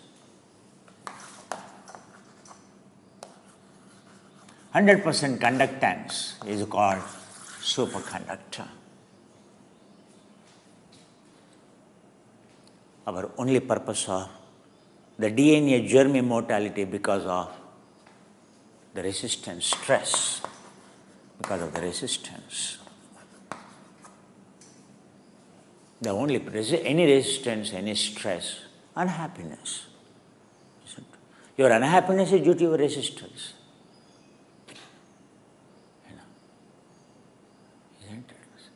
Oh, I'm stressed. Yes, you are getting killed by stress. The spirituality is to remove the resistance. Conductance, exactly opposite. What is this resistance? Electrons consumption. Why you are eating more? Why you are breathing more? What is the air you are breathing in? Electrons. Why so many electrons you are taking? Because the number of electrons reaching to the cell, to the DNA are very less. You are consuming millions and millions, trillions, and what is reaching to the DNA is very less. In between, everything is swallowing. It's a very bad conductor. You are using not the copper as a cable, You are using iron or aluminum as a cable you are using. So your refrigerator, so your heavy duty electric gadgets, So what it should have? Aluminum it should have. Or it should have 100% copper it should have.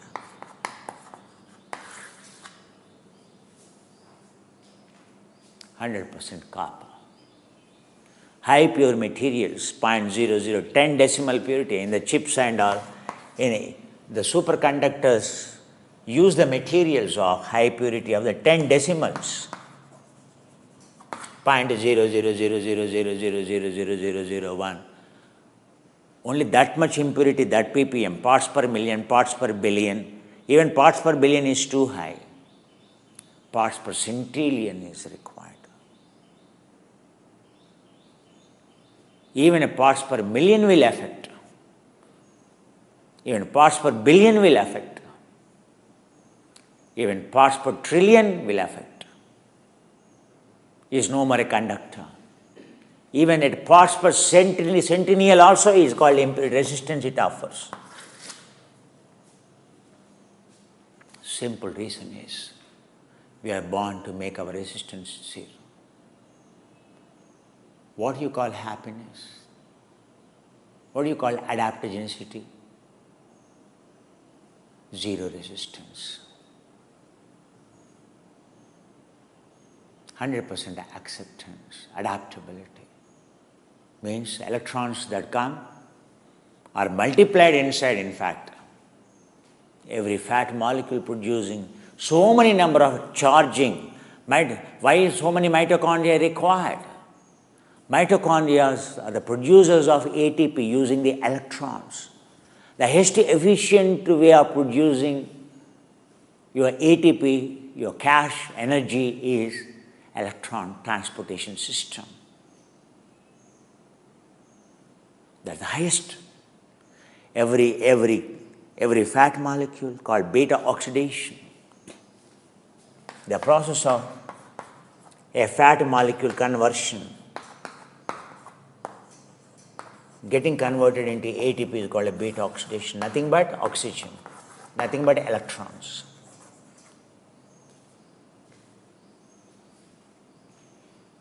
In zero resistance, only mitochondria multiplies. I told you yesterday why mitochondria is dying. Zero resistance is the goal of yoga, because as I told, resistance, the entire journey of every cell is from resistance to resistanceless. Entire evolution of human being is to connect. In search of happiness means, in search of connecting means, in search of removing the resistance, in search of removing all those causing the resistance. In terms of purification, yoga matma vishuddhaye, purification of impurities that are bringing resistance. Again in this birth, the means of fitness, how come a resistance? Yes, resistance has to be applied for what? To generate more mitochondria, to generate more electrons. That is only the purpose of creating a resistance. That's what Patanjali is taking. Prayatna Shaidhinya Ananta Samapatibhyam. Your resistance, your effort, your resistance is to experience a zero resistance.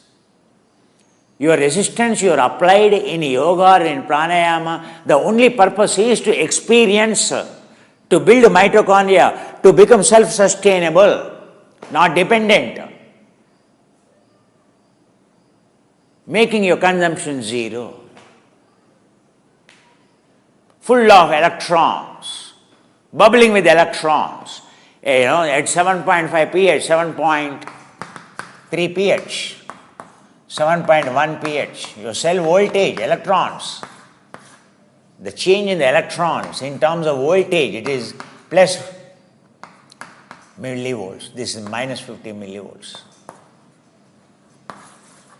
All your health is between 7.1 to 7.36. Cell membrane pH will tell. Concentration gradient of the cell fluctuations is all will decide your nutrition, will all decide about your health.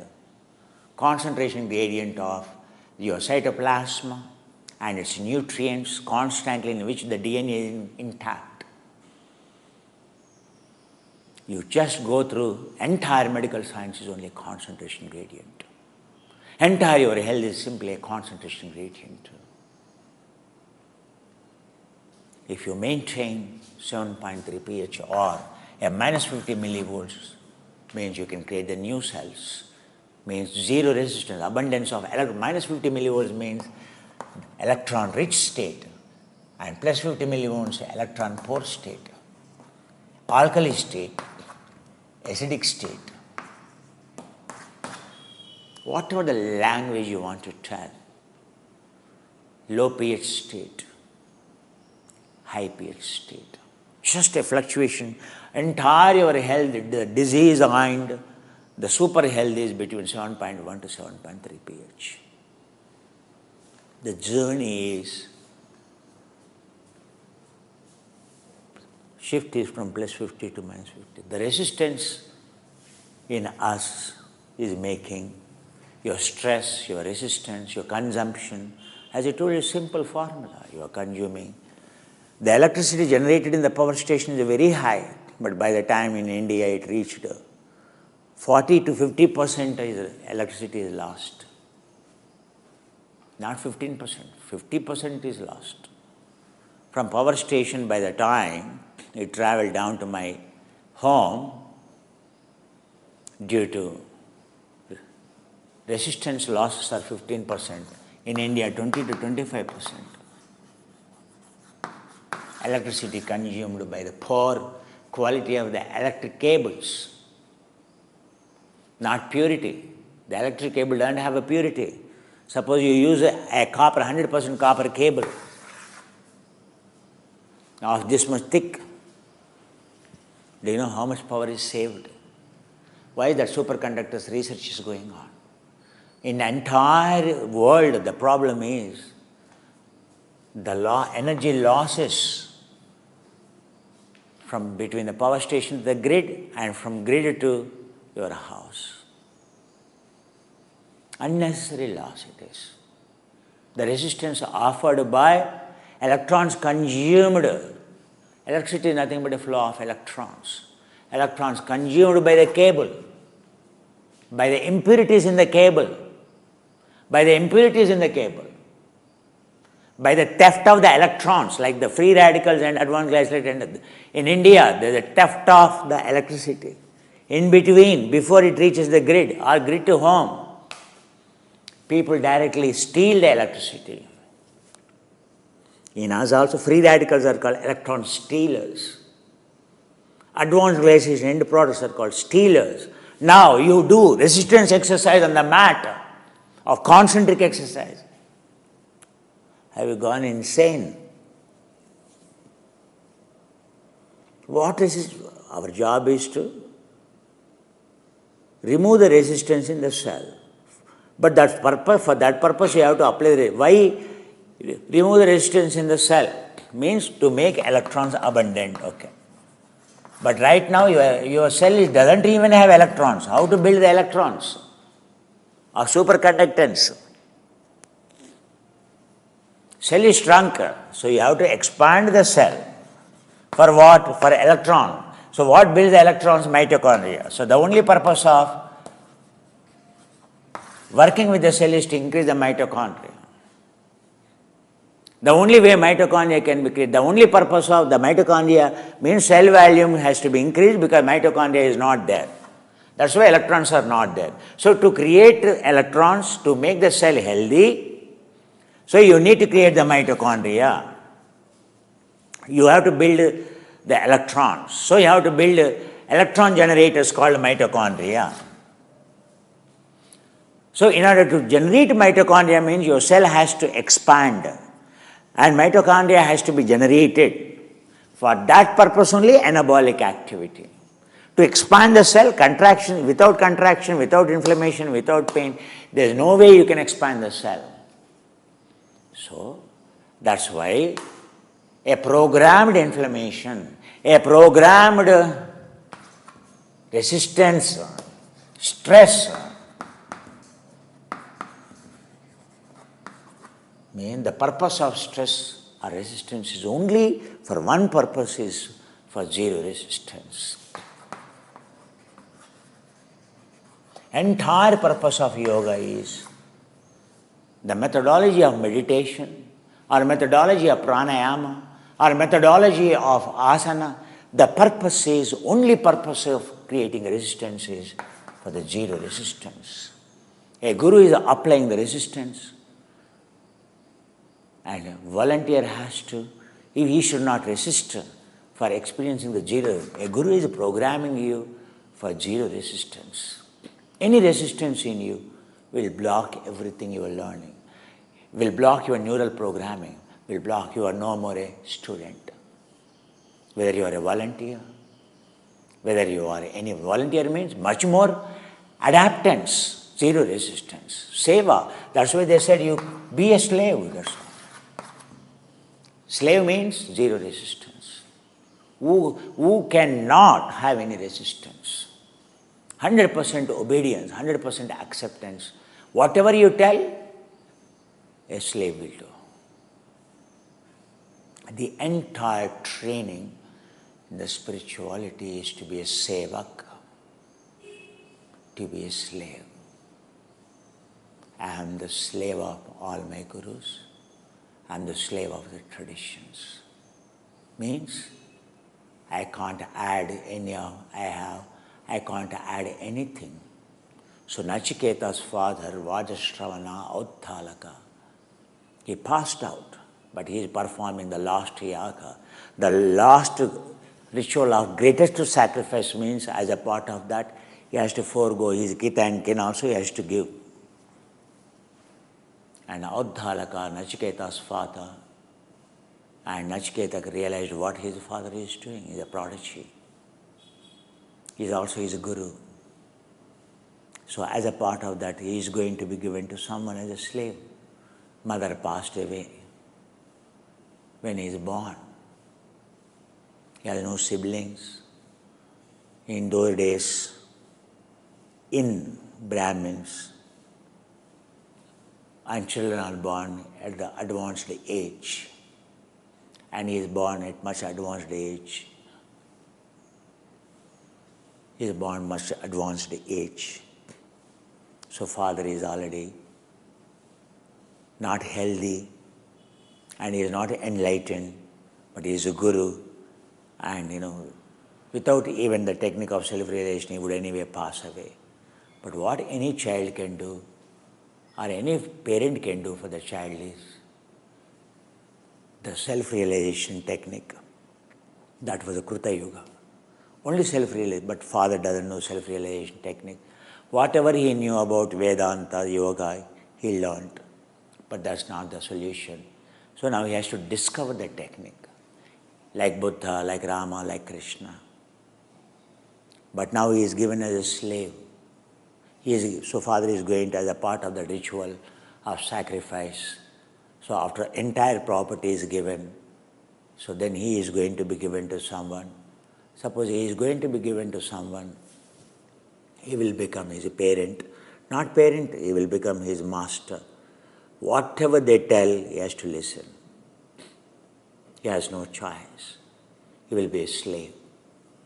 As a slave he knows, as a student he knows.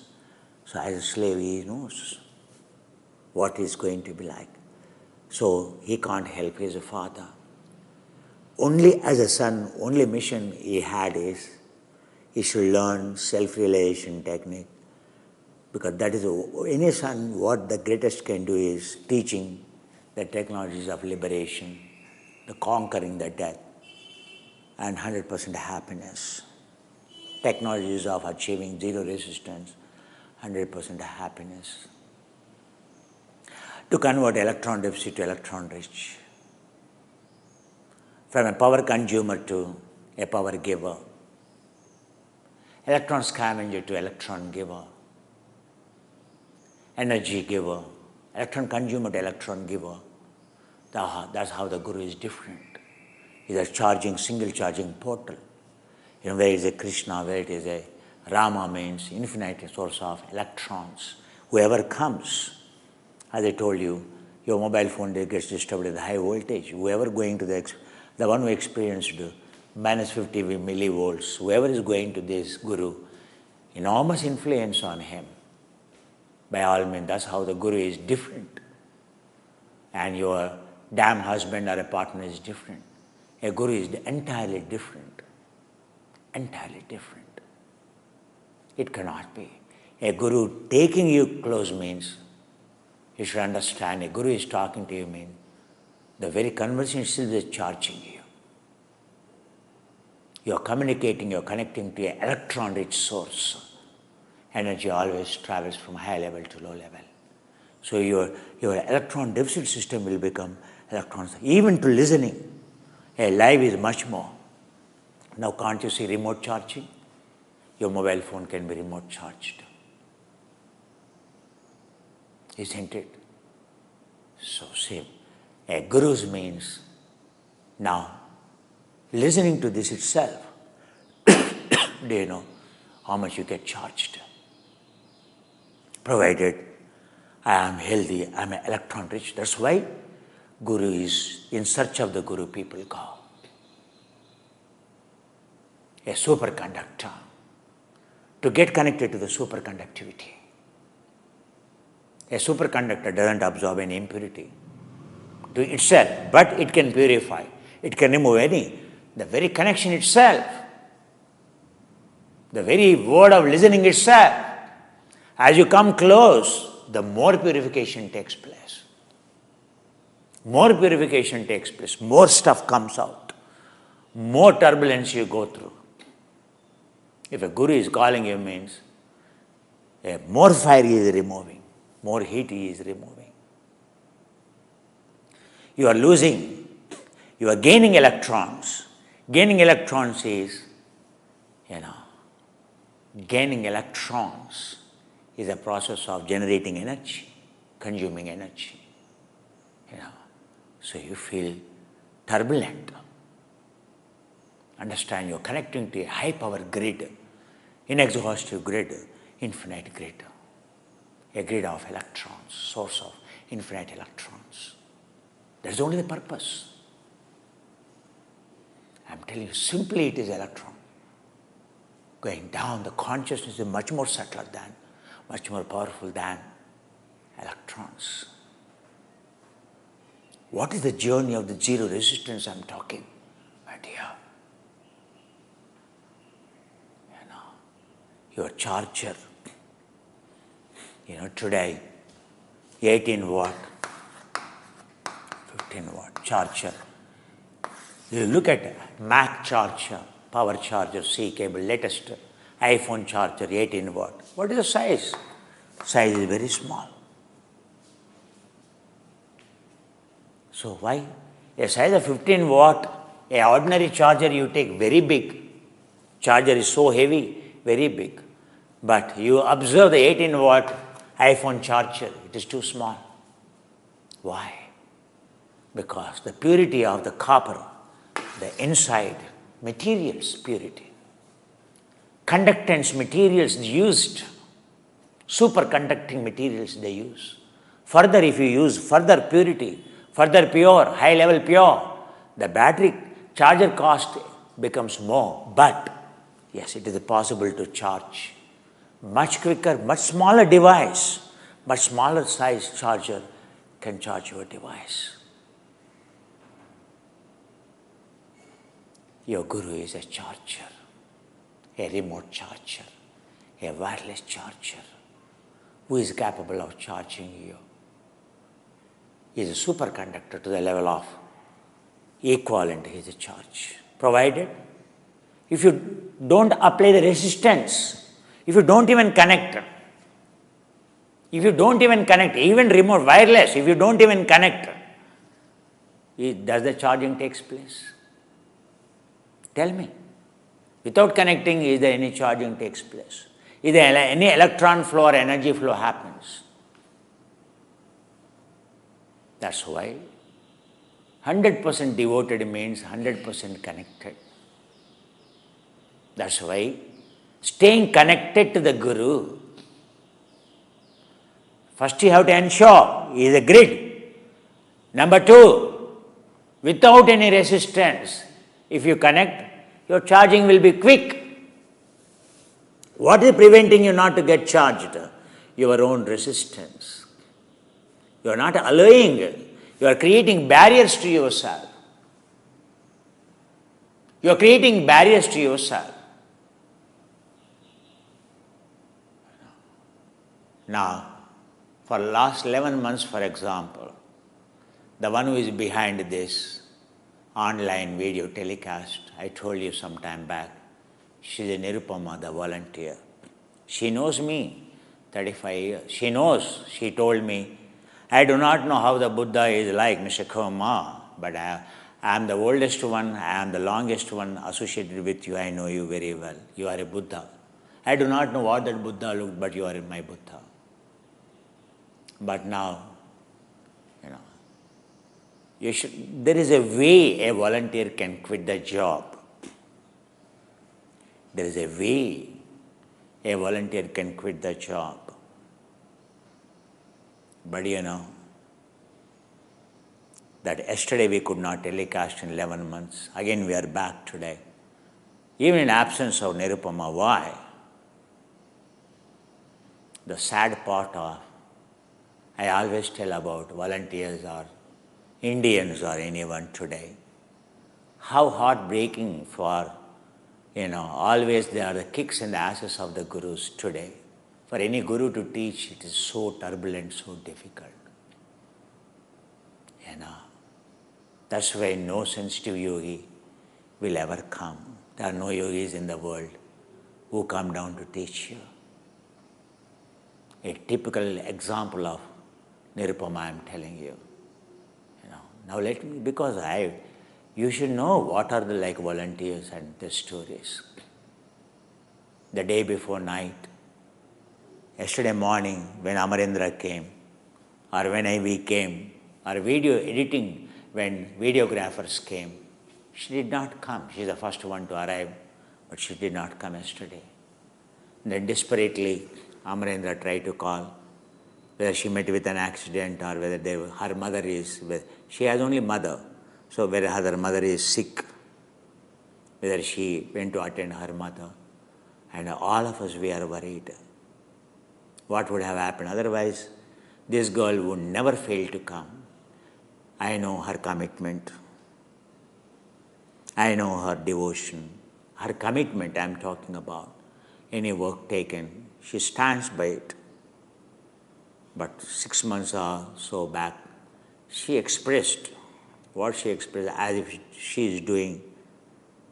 As I told you, a volunteer means doing with the pleasure. It is not that they are doing any service. In fact, sitting in front of me means they are getting directly charged. Serving Dharma means actually it is such an opportunity. They are not doing anything. In fact, they are getting serviced. They are getting benefited. That should be the attitude. I have been teaching the same thing. If I think teaching you is I am the greatest thing doing, no. I am ever gratitude. I have a humility. I feel overwhelmed in gratitude to the pole of consciousness for enabling me, for giving me an opportunity to serve you. Understand? That's how a volunteer should feel. He is getting actually benefited, having an opportunity given by the pole of consciousness to serve it. He has been bestowed upon a greatest response, a greatest favor. That is the greatest favor. A guru called a student and he is allowed to work for a guru or an ashram means there cannot be any greatest service or a favor a student got actually. That the highest favor a student got. The pole of consciousness is so kind.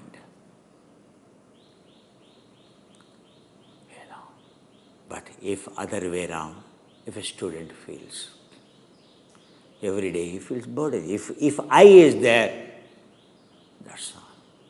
You feel every day, oh my God, every day I am coming, how sincere I am.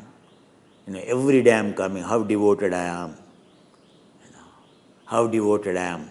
You see should I praise every day? Oh, fantastic job done. Oh, very good done. All that is over.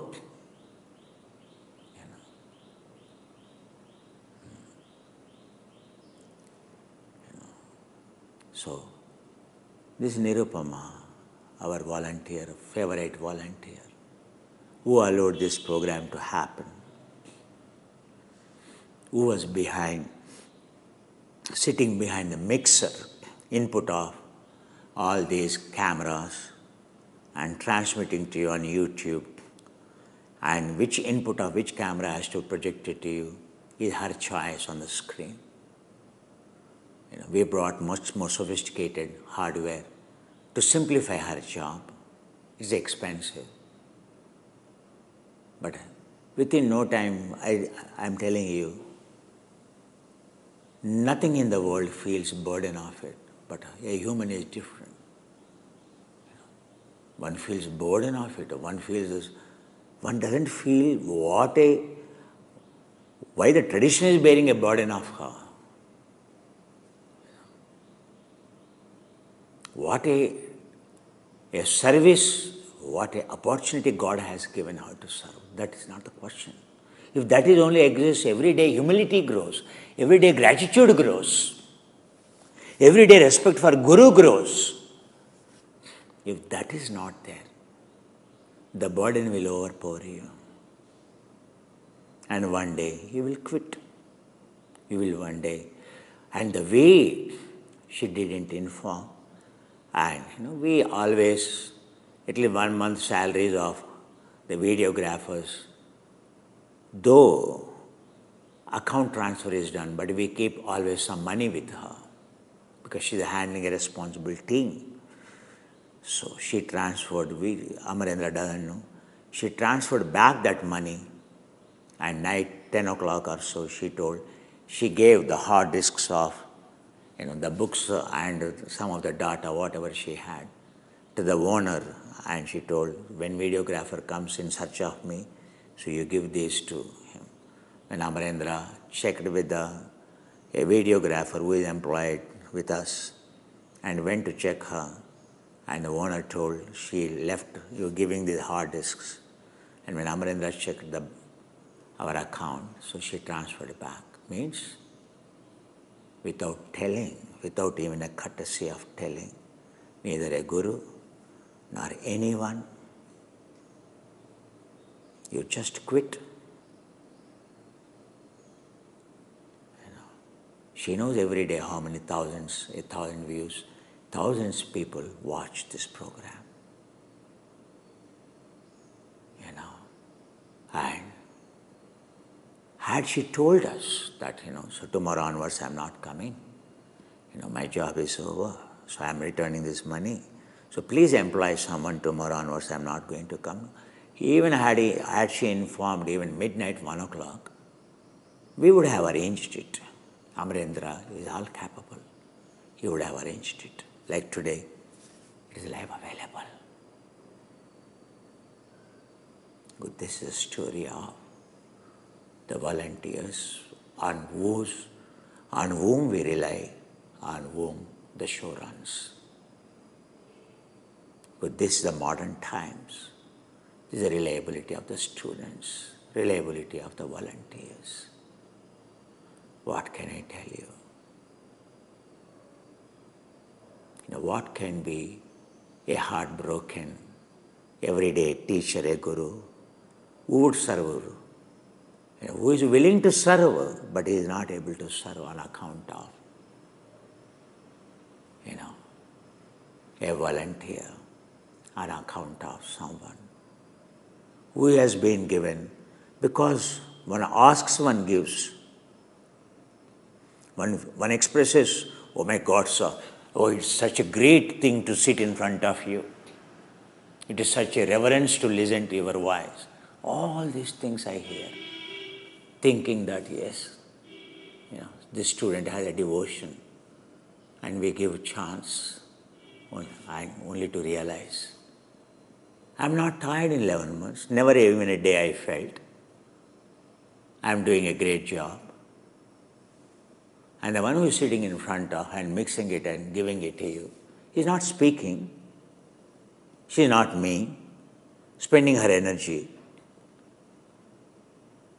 So feels restricted. The Lucifer, the devil, as I always tell. When it will attack, how it will attack, you will never know. The way one quits also, having learned in this, having stayed in this tradition, hearing every day,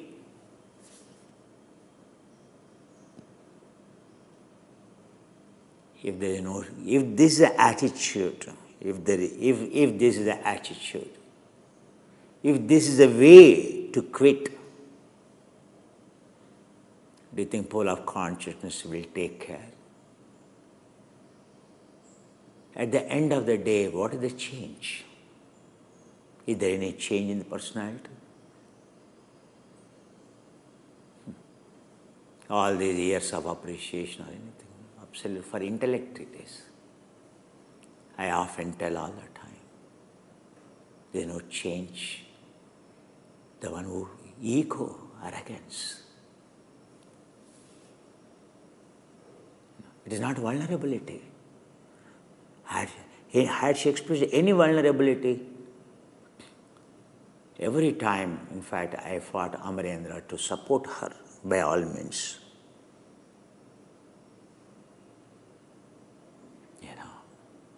But, we told her any money, anything, she asked, never denied. top priority. We kept her needs if she asked.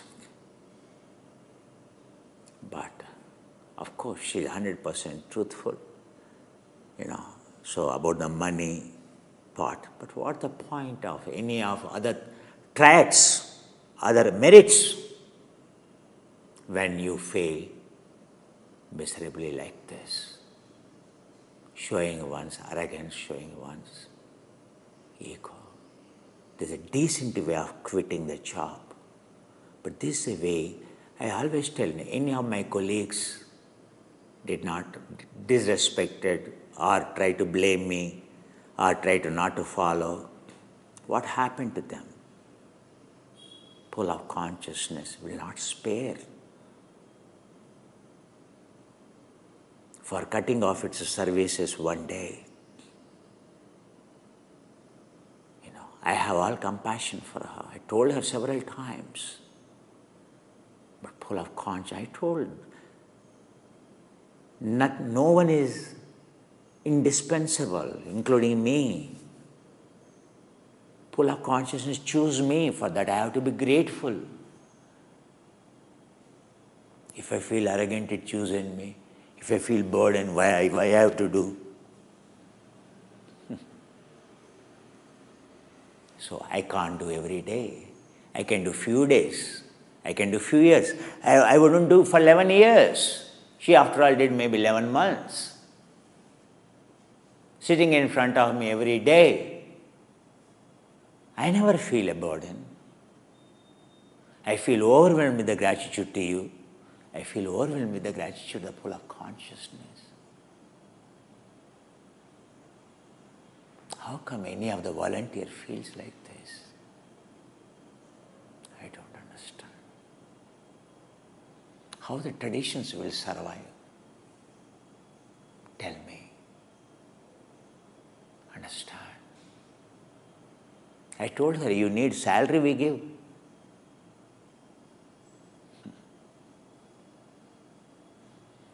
This week is all about the volunteer who maintains website. Not website, the one who packs the things and supplies to Indian customers and ships couriers. The one who lost job during the COVID period, to whose family we assured and taken care. Now he got a job. Does it mean he has to leave? Common wisdom is enough, common sense is enough. We take care of all your needs, your children educational needs, everything. We see that you are not deprived of anything. But he takes a decision to quit. And of course, he is not like her, suddenly quit, but he gave time for us to look for other alternative. This week, I'm telling you, the story is inside, serving you. What affects us to serve you? A student, whose feedback I get, entire family is devoted. After a couple of conversations itself, after maybe a month or so, the student tells, on a weekend I'm very busy, don't disturb. I don't read any message. Hey Guru.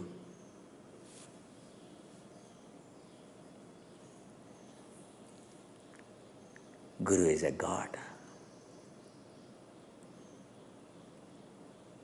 Sir, I love you, sir. Sarchi, I love you.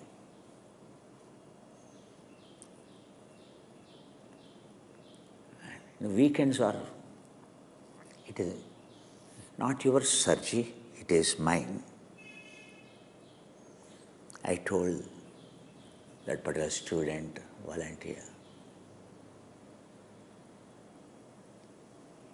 no volunteer, no student ever told me this. You are the first one to tell. Even then, doesn't realize. No, sir, tomorrow I realized my mistake.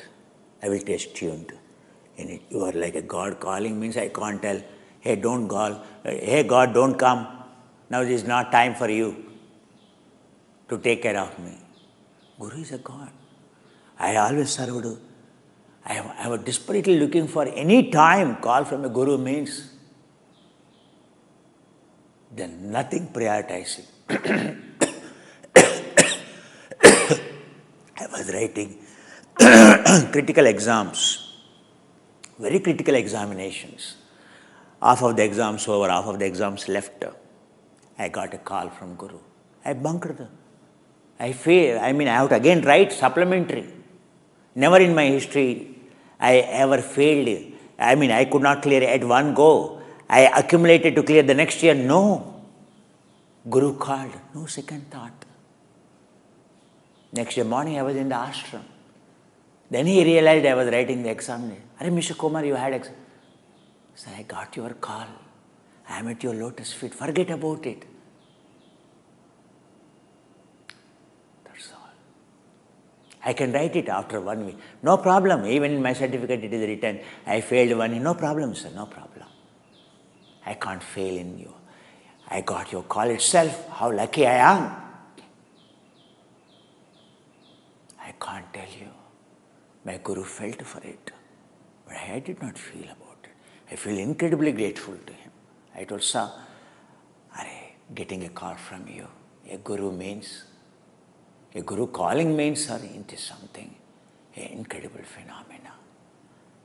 How lucky I am to be called by you. Why you can't call thousands of the people at your service? Why you called me, sir?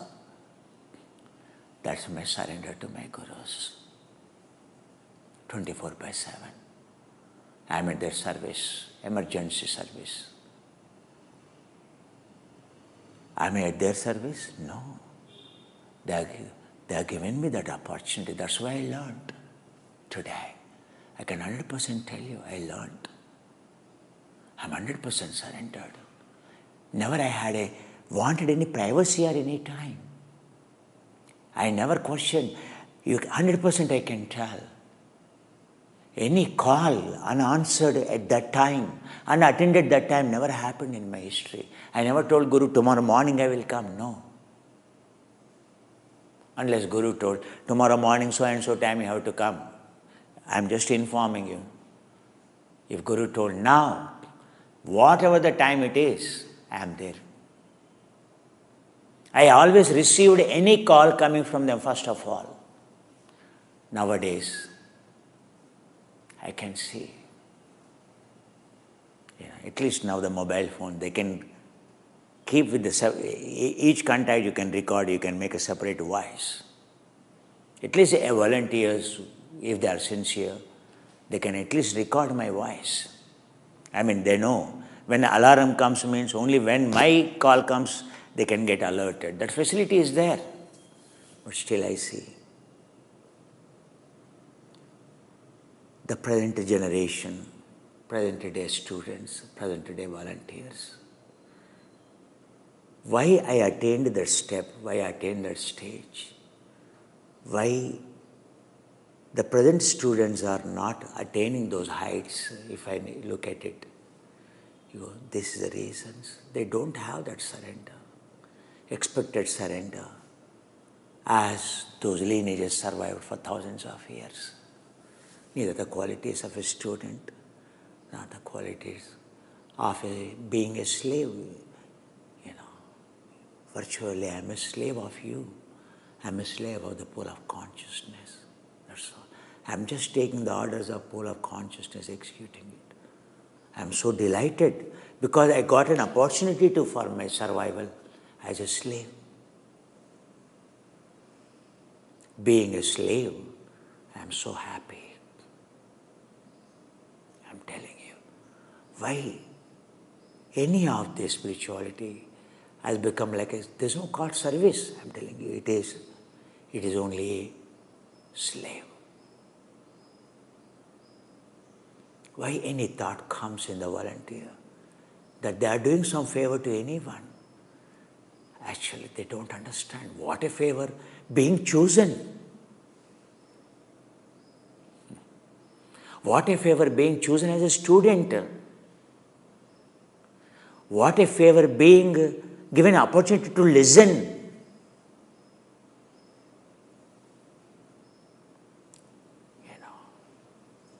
huge difference. Why? That resistance, identity, that ego.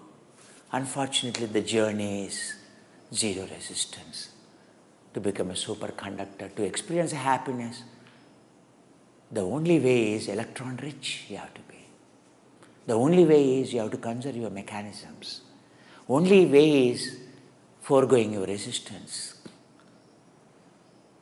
Then how come you apply resistance and yet you will grow? So this is a story of a tradition, my dear.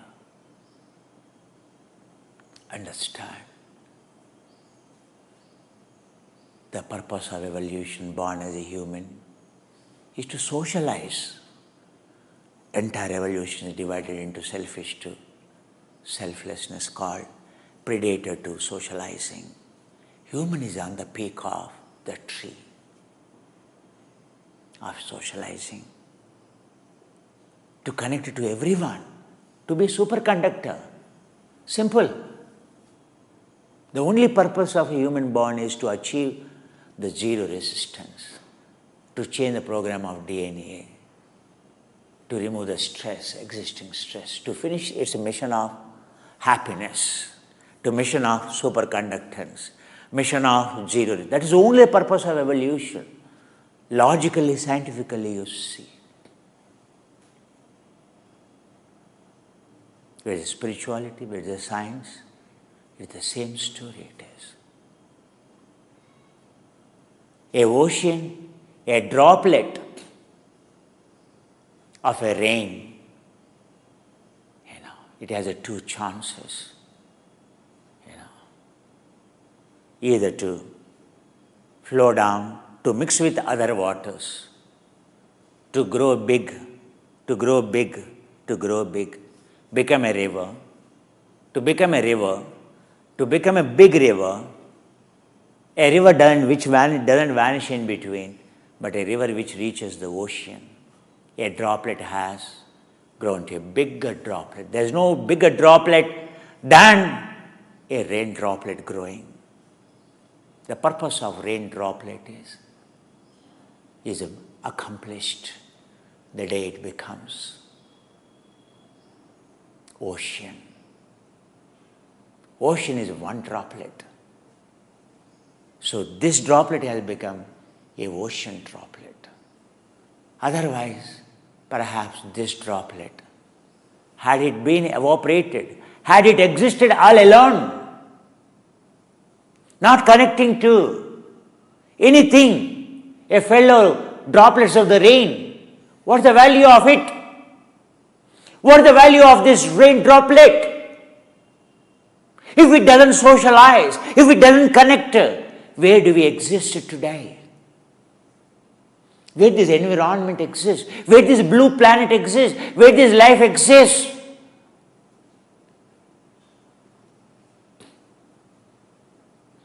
A droplet has foregone its resistance to join another water molecule.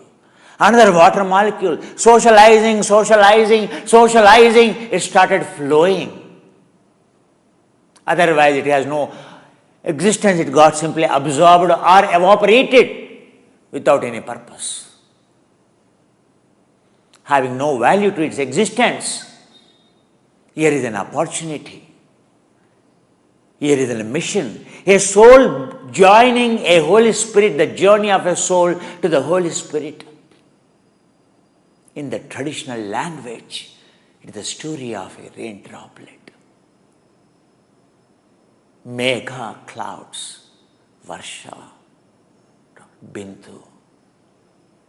Bindu visargaye, Meghan, Varshaye, Nadhin varade, Samudraye, laye, aham karishya, aham brahmasmi, tvamevam brahma Brahma. See, a droplet, socializing, connecting. As a predator, we all started our journey. Socializing. Connecting. We are born as a human. And further increasing the connection. Big river to join, to make, to reach, to make it whatever the maximum it can become. Whatever the maximum their soul can achieve. Whatever the maximum their DNA can achieve. To fulfill its mission, to fulfill the mission of a water droplet. By all means it flows without any resistance and socializes and serves every droplet without any identity, losing its identity at every point of union and growing big. And finally, like a Ganges, like Brahmaputra, like Indus River, and it joins a ocean, a droplet of 3/4, a big size than on which this droplet is born. And the land, a single droplet has become more than a planet, more than the land area.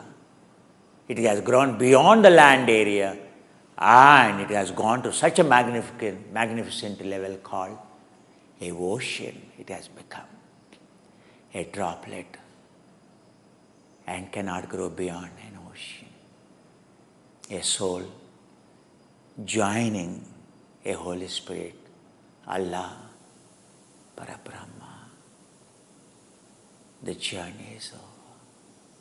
All that happens when you leave your resistance, when you merge, dissolve,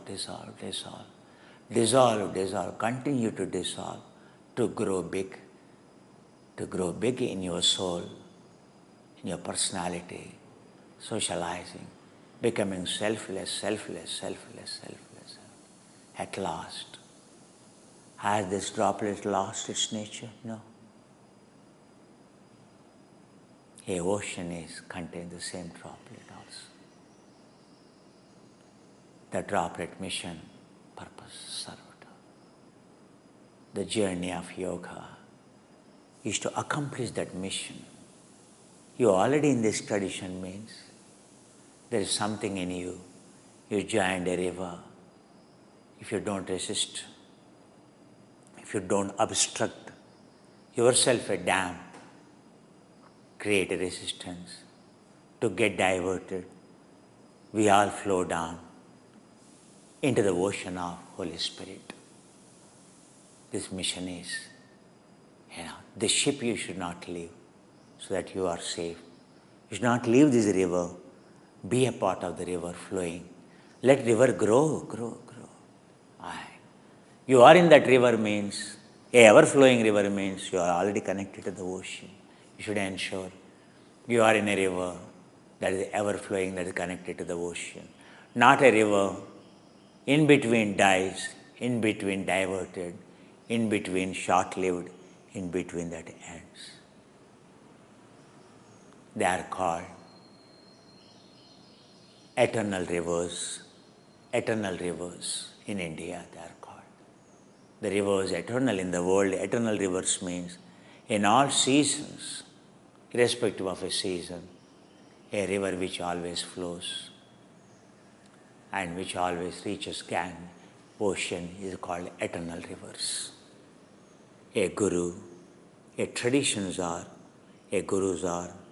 the one, and eternal rivers, a tradition is the one called eternal river, which connects to the ocean of eternality, immortality. Ganges is called eternal river. Brahmaputra is called eternal river. Indus is called eternal river.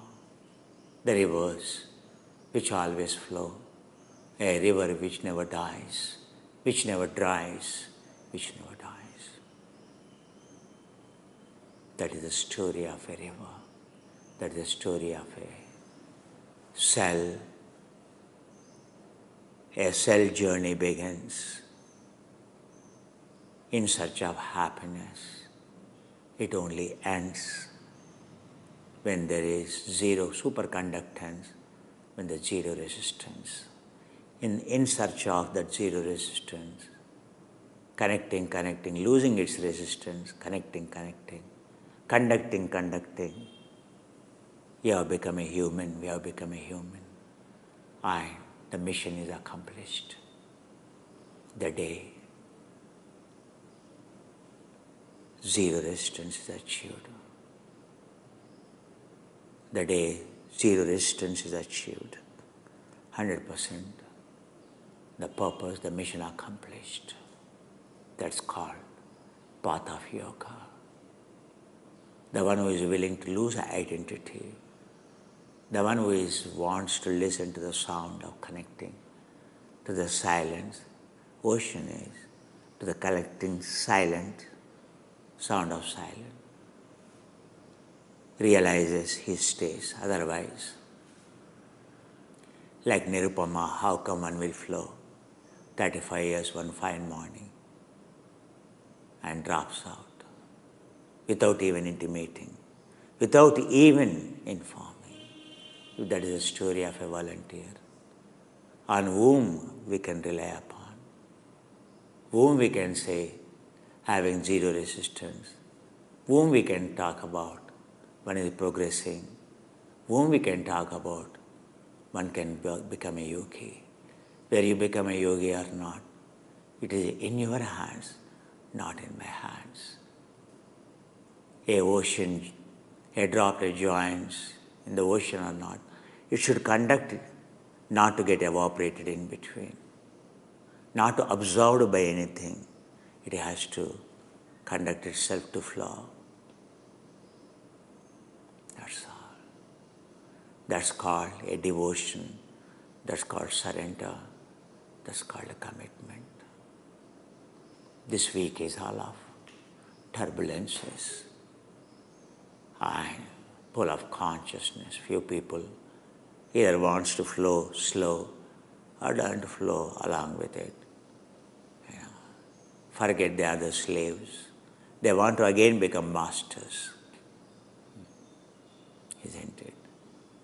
I'm not sure how many will make it till they become yogis.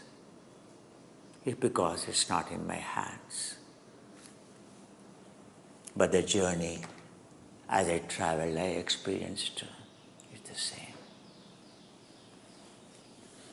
These are the qualities required. What can I tell? Do you think I'm very happy this guy leaving his job because he got some more bucks he got and he's leaving this? For his food, for his cloth, for his shelter, we guaranteed. Why this guy has to look beyond? Why he is foregoing that gratitude? Why he is not thinking pool of consciousness has shown him such an opportunity when he is in need? The pool of consciousness which bestowed upon that opportunity, not any of us. But now why he wants to leave that?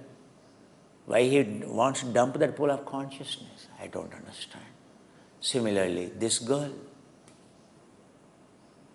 the one who has seen me the longest period in the present scenario, in the present tradition. She has seen me even as a student in one of my last traditions. I pursued in search of truth. One of the last, not the last, one of the, couple of the last traditions. That's why at the end, on to whom to rely, whom not to rely. There is no question, pool of consciousness works.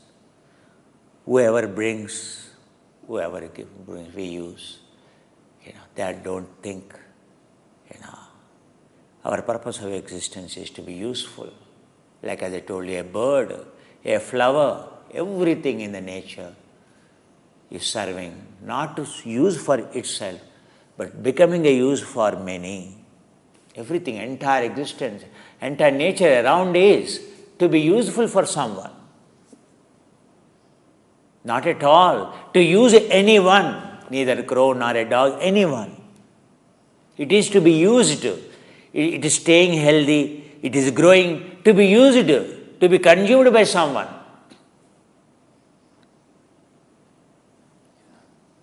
But why? We don't want to be useful to many. The purpose of DNA is to not to use anyone, to be used by everyone. He is called a guru. That's called pull of consciousness. He is called a yogi. Understood? It is not to use. It is to be useful to many. It is not to use anyone. It is to be useful. The day you stop using anyone, anything, everything, and the day you become 100% useful, you are called a yogi. Simple. The purpose is accomplished. Any other species has a limited purpose. But they are all existence you observe. The purpose of existence is only one thing, that is to be useful. They are continuing their existence only to be useful one day, to be consumed. A poultry bird, your beef, your chicken, a fish, an egg. You can see. They are staying fit only to be consumed. The entire technologies of yoga is to stay fit, to be useful. Okay, you don't have to give off your life, my dear, but it is worth giving my life. Understand?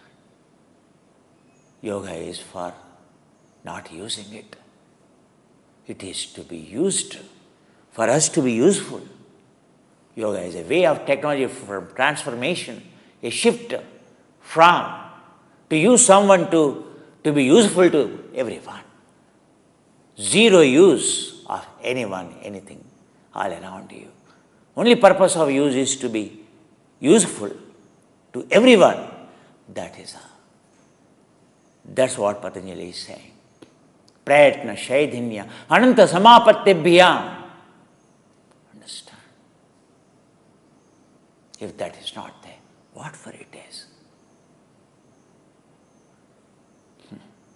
I am not claiming the pool of consciousness I am doing a great job. It is such opportunity given to us, for me, to be useful. That's all. It is to be useful to the pool of consciousness and to connect to you, to be useful to you. That's all. Understand? Nothing beyond. Nothing beyond. It's all the purposes. You are simply a conductor. That's all. It is entering here without diluting, it is leaving here. That's all. You are a pipe.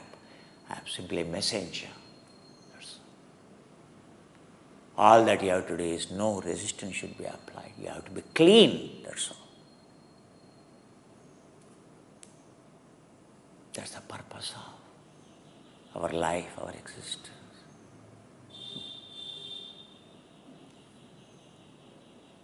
I hope any of these volunteers would realize, come back, or will not come back, will realize or won't realize. That is a story of their souls. Understand?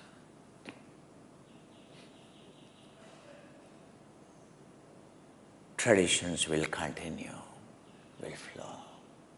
That's how. So many sacrifices of so many gurus. Every guru must have the same situations, not different from today. You can see that even during the Buddha's time, or every saint's time, every yogi journey is like that.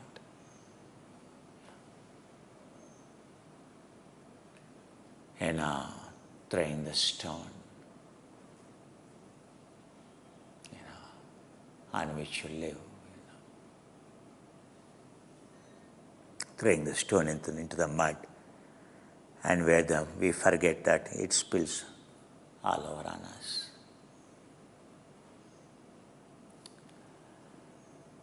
Oh, my dear students, we continue our journey.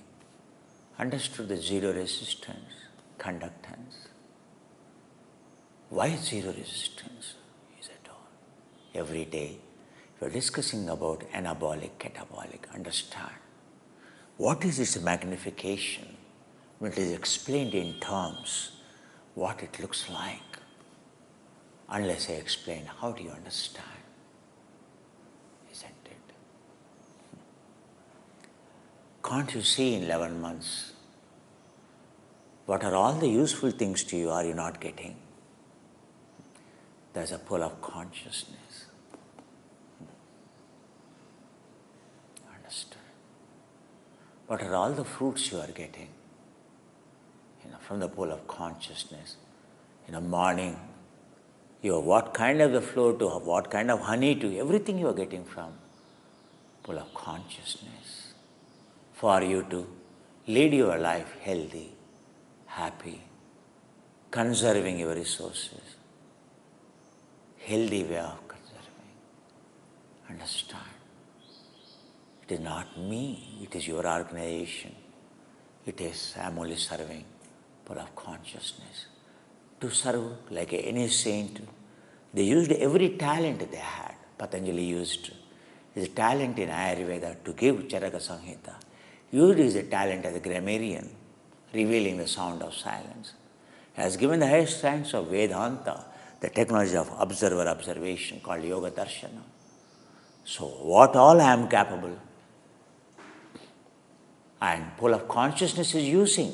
Pool of consciousness used Patanjali, and he was so delighted to use it, so also me. Understand? The journey of selflessness continues to serve those who want to be selfless. Who will not realize, they will slip away. Understand?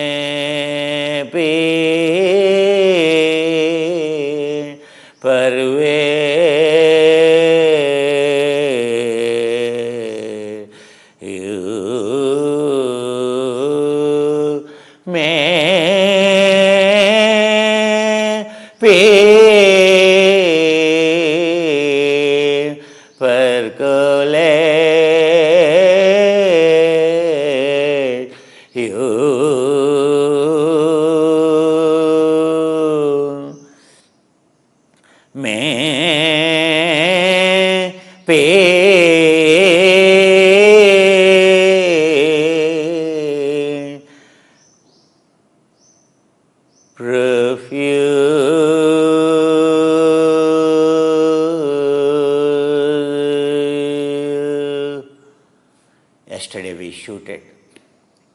It's not that yesterday we did not shoot. Because Amarendra messaged you that it will be uploaded, but he did not send the second message. Why it is not uploaded? That's a blunder. He should have given you a message why it was not uploaded. It was recorded, but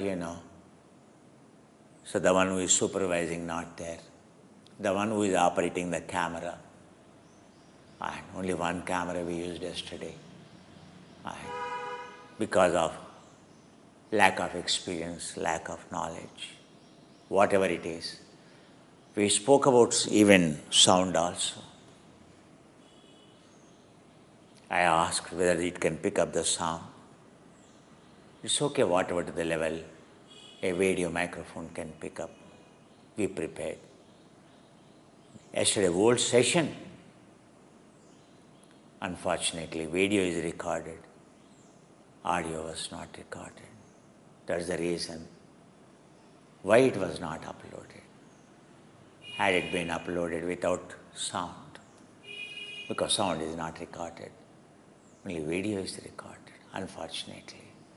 And there's no separate video recording, voice recording done, unfortunately.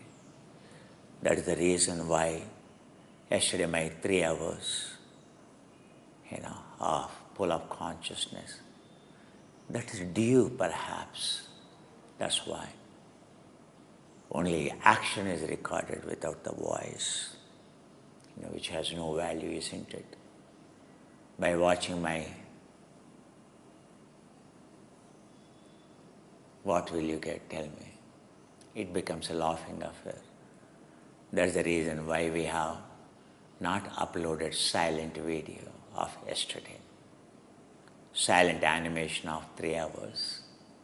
Like Mr. Bean's, no dialogues.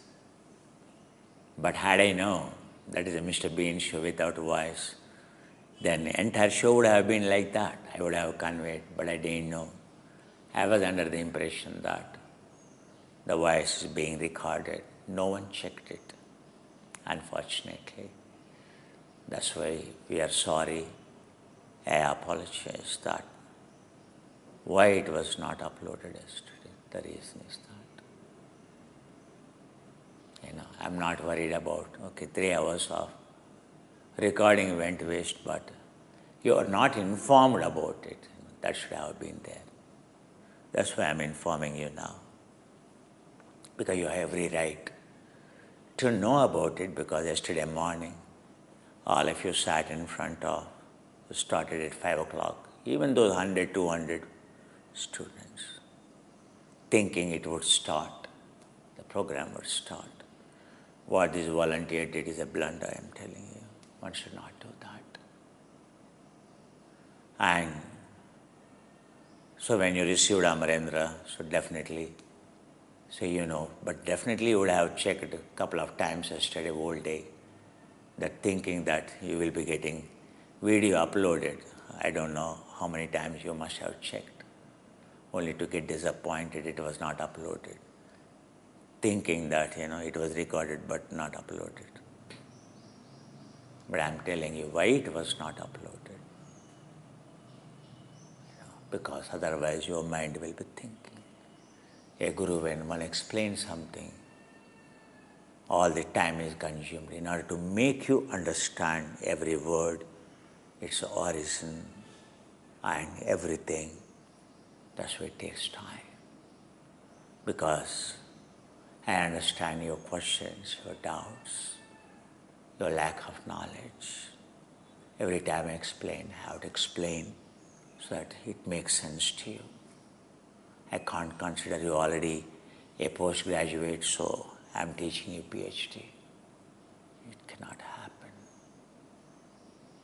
Because otherwise, definitely even that thought in your mind disturbs you. Why yesterday? What happened yesterday video? Why? So you will be thinking about it. As a guru, I should not leave any such things in your mind. Unnecessarily should not hang in your mind as a burden, a thought in your mind always a big burden. Nirodha, only when you remove it, then now you get relieved. Oh, rather now you smile. Oh my God, video recorded. I do not record it. Otherwise, you will, why it is not uploaded? Am I not getting access? Or what sir would have given yesterday? What he would have spoken yesterday? What exactly happened?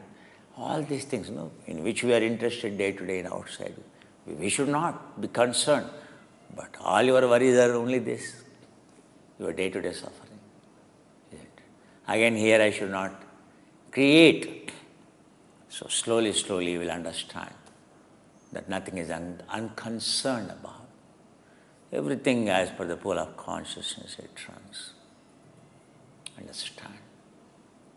As I told, on the 64 quadrants, when a snake will swallow, how scrupulous as one makes journey, and as one grows in the spirituality. One day I have shown you 64 quadrants, snakes and ladders. But now when I look at the person like Nirupama, she might not think that she is being swallowed by a snake. What else the way it is equipped? A blatant. I'm telling you. It doesn't add any value. It's like till yesterday we together, and without even telling you, I walk out of your house, and then so without even informing you that I am separating from you or divorced from you, without even applying for the divorce. I just walk out of my house without even telling my wife, without telling anything. I will never return.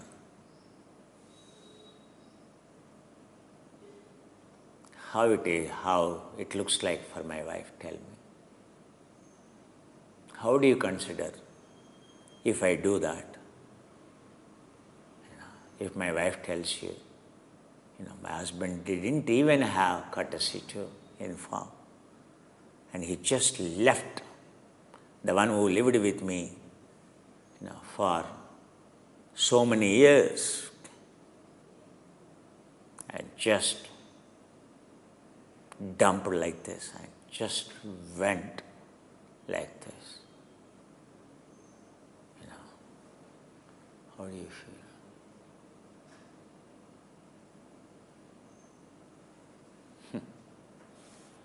It is much worse than that. Understand?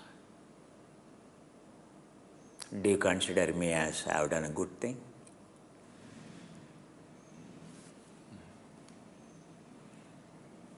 The purpose of Buddha left is to take his wife and child, mother back. In all good concern he left, because had he informed, his father would not have allowed. I clearly told no one is indispensable here. I told Nirupama several times, no one is indispensable, Nirupama. Without you also, it will run. If you are not interested, let me know. I told. Several times I told, because I can sense many more things much before. I cautioned the student many times. I have been cautioning her many times. Pool of consciousness will not stop flowing. Whether you are there, whether I am there. No one is indispensable. I always tell. I told her specifically. That is the people whom you consider as committed wisdom. One foolish act is enough to be swallowed, to stand eligibility to go to the hell. What else? A betrayal is never tolerated. Never tolerated. Understand? It is a sin. I have nothing to do. As I told Patanjali, in fact cursed Mandukacharya for the blunder he did, but out of compassion, in order to minimize, in order to prevent him to go to the hell. Because both he is there to receive it, he is asking forgiveness. But Patanjali has to curse him to be a Brahma Rakshasa. The journey with the students, the way they act, the way they conduct, the way they talk, volunteers, students. I am always nothing. I am transparent. I have been conveying every day. It is up to you, how much you are understanding, how much sincere you are in your thought and deed. I always tell about Indians, and many times they prove they are Indians like this. Even in the West, not free, like I have seen, Neta Madahar and Helen, the one who really, glow like a star, but a big snake swallows, you end up nowhere. What a pity.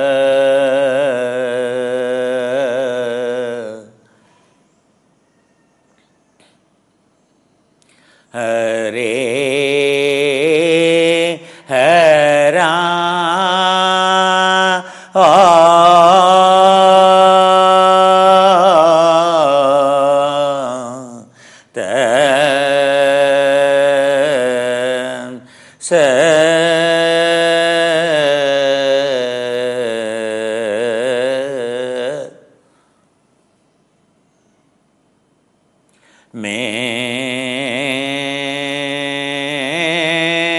Lord bless Nirupama Gopi and all those may pull out conjure forgive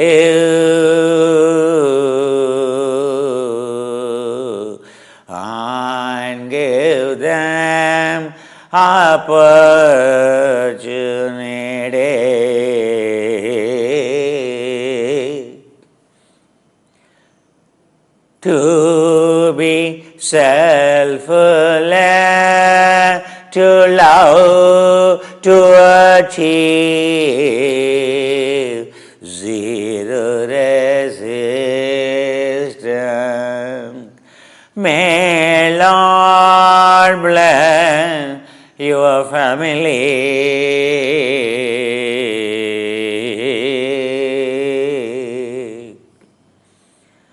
to accomplish the mission DNA to connect zero resistance electron to be a superconductor, super healthy, happy, happy. We are not healthy or happy because of lack of electrons, because of consumers, because of scavenging mechanisms. Simple. The resistance we are not able to remove, we are causing for the resistance. May Lord bless your partner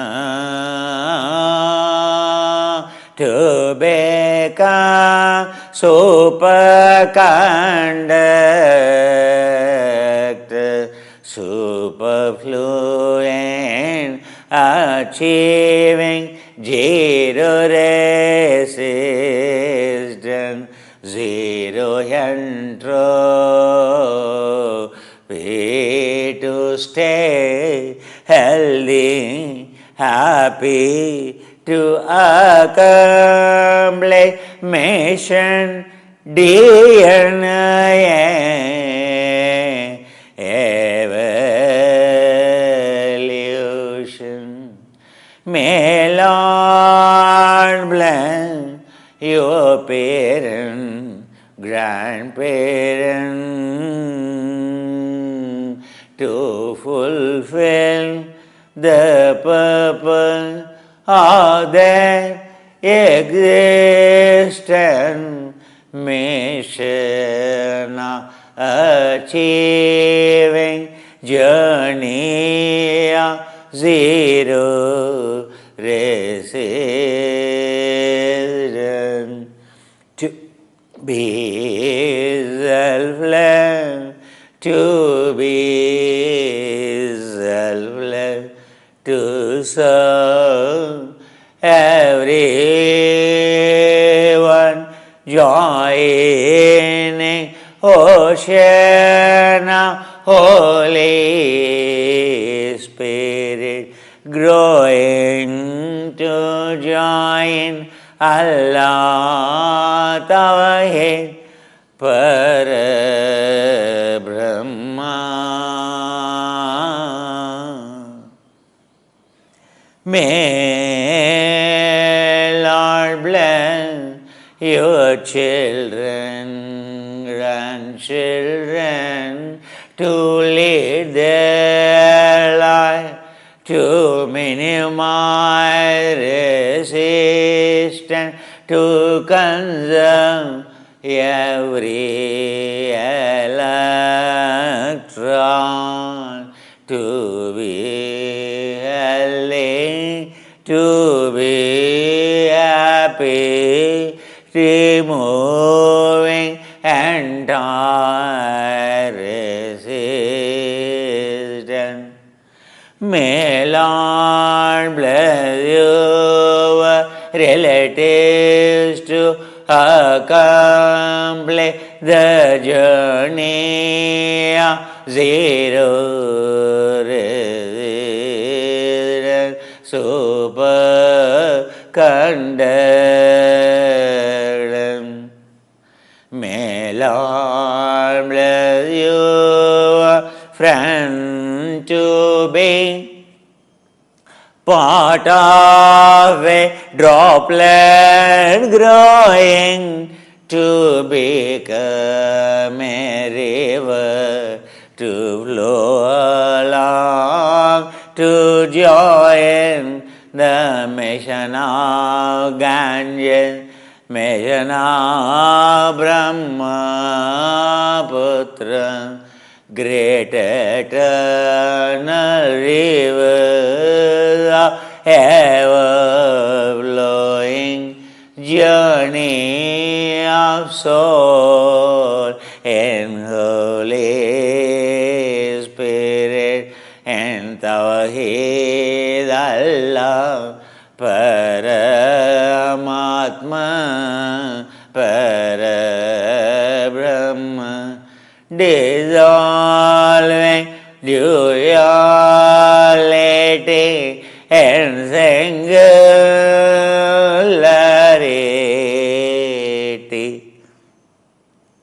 May Lord bless you, calling not to increase entropy, not to increase the resistance, but to conserve energy, conserve electron, to be a superconductor, to stay healthy, May Lord bless your community to stay connected, to stay protected, to remove resistance to chart and sangha and with the yogis like ashram. May your community nurture the technologies of living together, irrespective of caste, creed, religion, socio-economic status. May Lord bless your county, your state, your province to be conserving, not consuming, conducting, not resisting, to resource conservation of resource technologies of conservation, fitness, tools of conservation, yoga, a pure discipline of yoga. May the Brahman, may Lord bless your country to allow you to grow, to be blessed, not resisting to serve many, but allow it to flow along to serve entire world, to serve every species.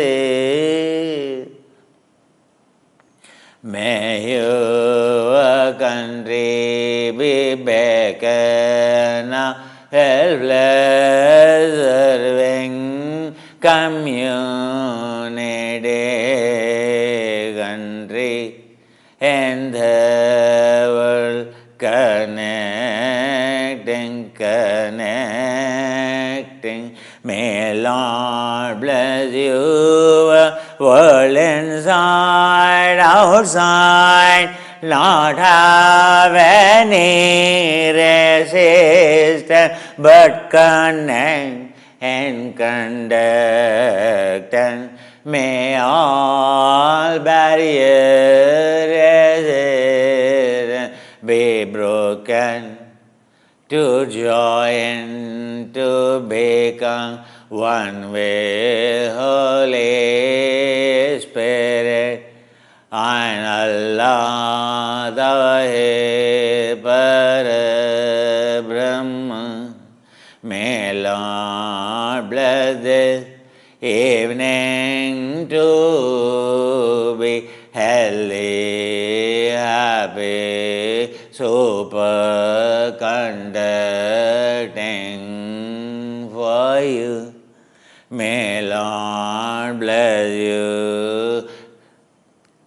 This night for you to be superconducting. May Lord bless the morning and the day for you to not to have any resistance, not to create any resistance, but allow for conductance of healthy, happy. May Lord bless every moment, in every moment, free from resistance, free from entropy, is all freedom. One enjoy, free from entropy,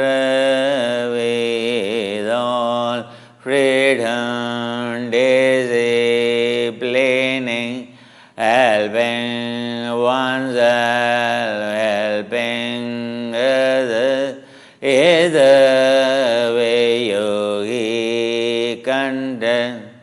May you be blessed like a yogi.